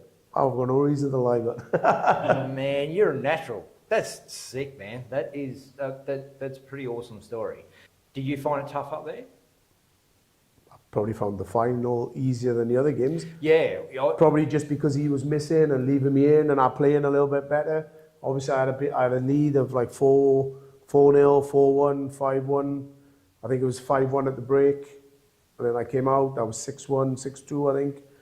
Yeah, and then the game feels a little bit easier. It doesn't matter who you're playing, but obviously against Damo, it was tough with the crowd. Peter, I thought I played better than him, but I was just keeping him in the game. So them two games were tough. And Peter was tough. Like, Peter's found his way into a bit of form just this weekend. Got that win against Simon last night, and he looked good coming out against you. He looked like he had a good chance. Yeah, especially I was 3-0 down, and I think he took out a 1-2-1.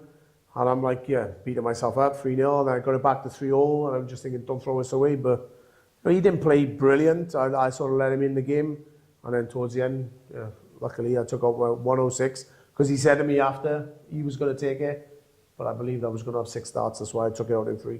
Awesome to have you over in Australia playing on our big stage over here, and thank you for being on Dartstream Live. No problem.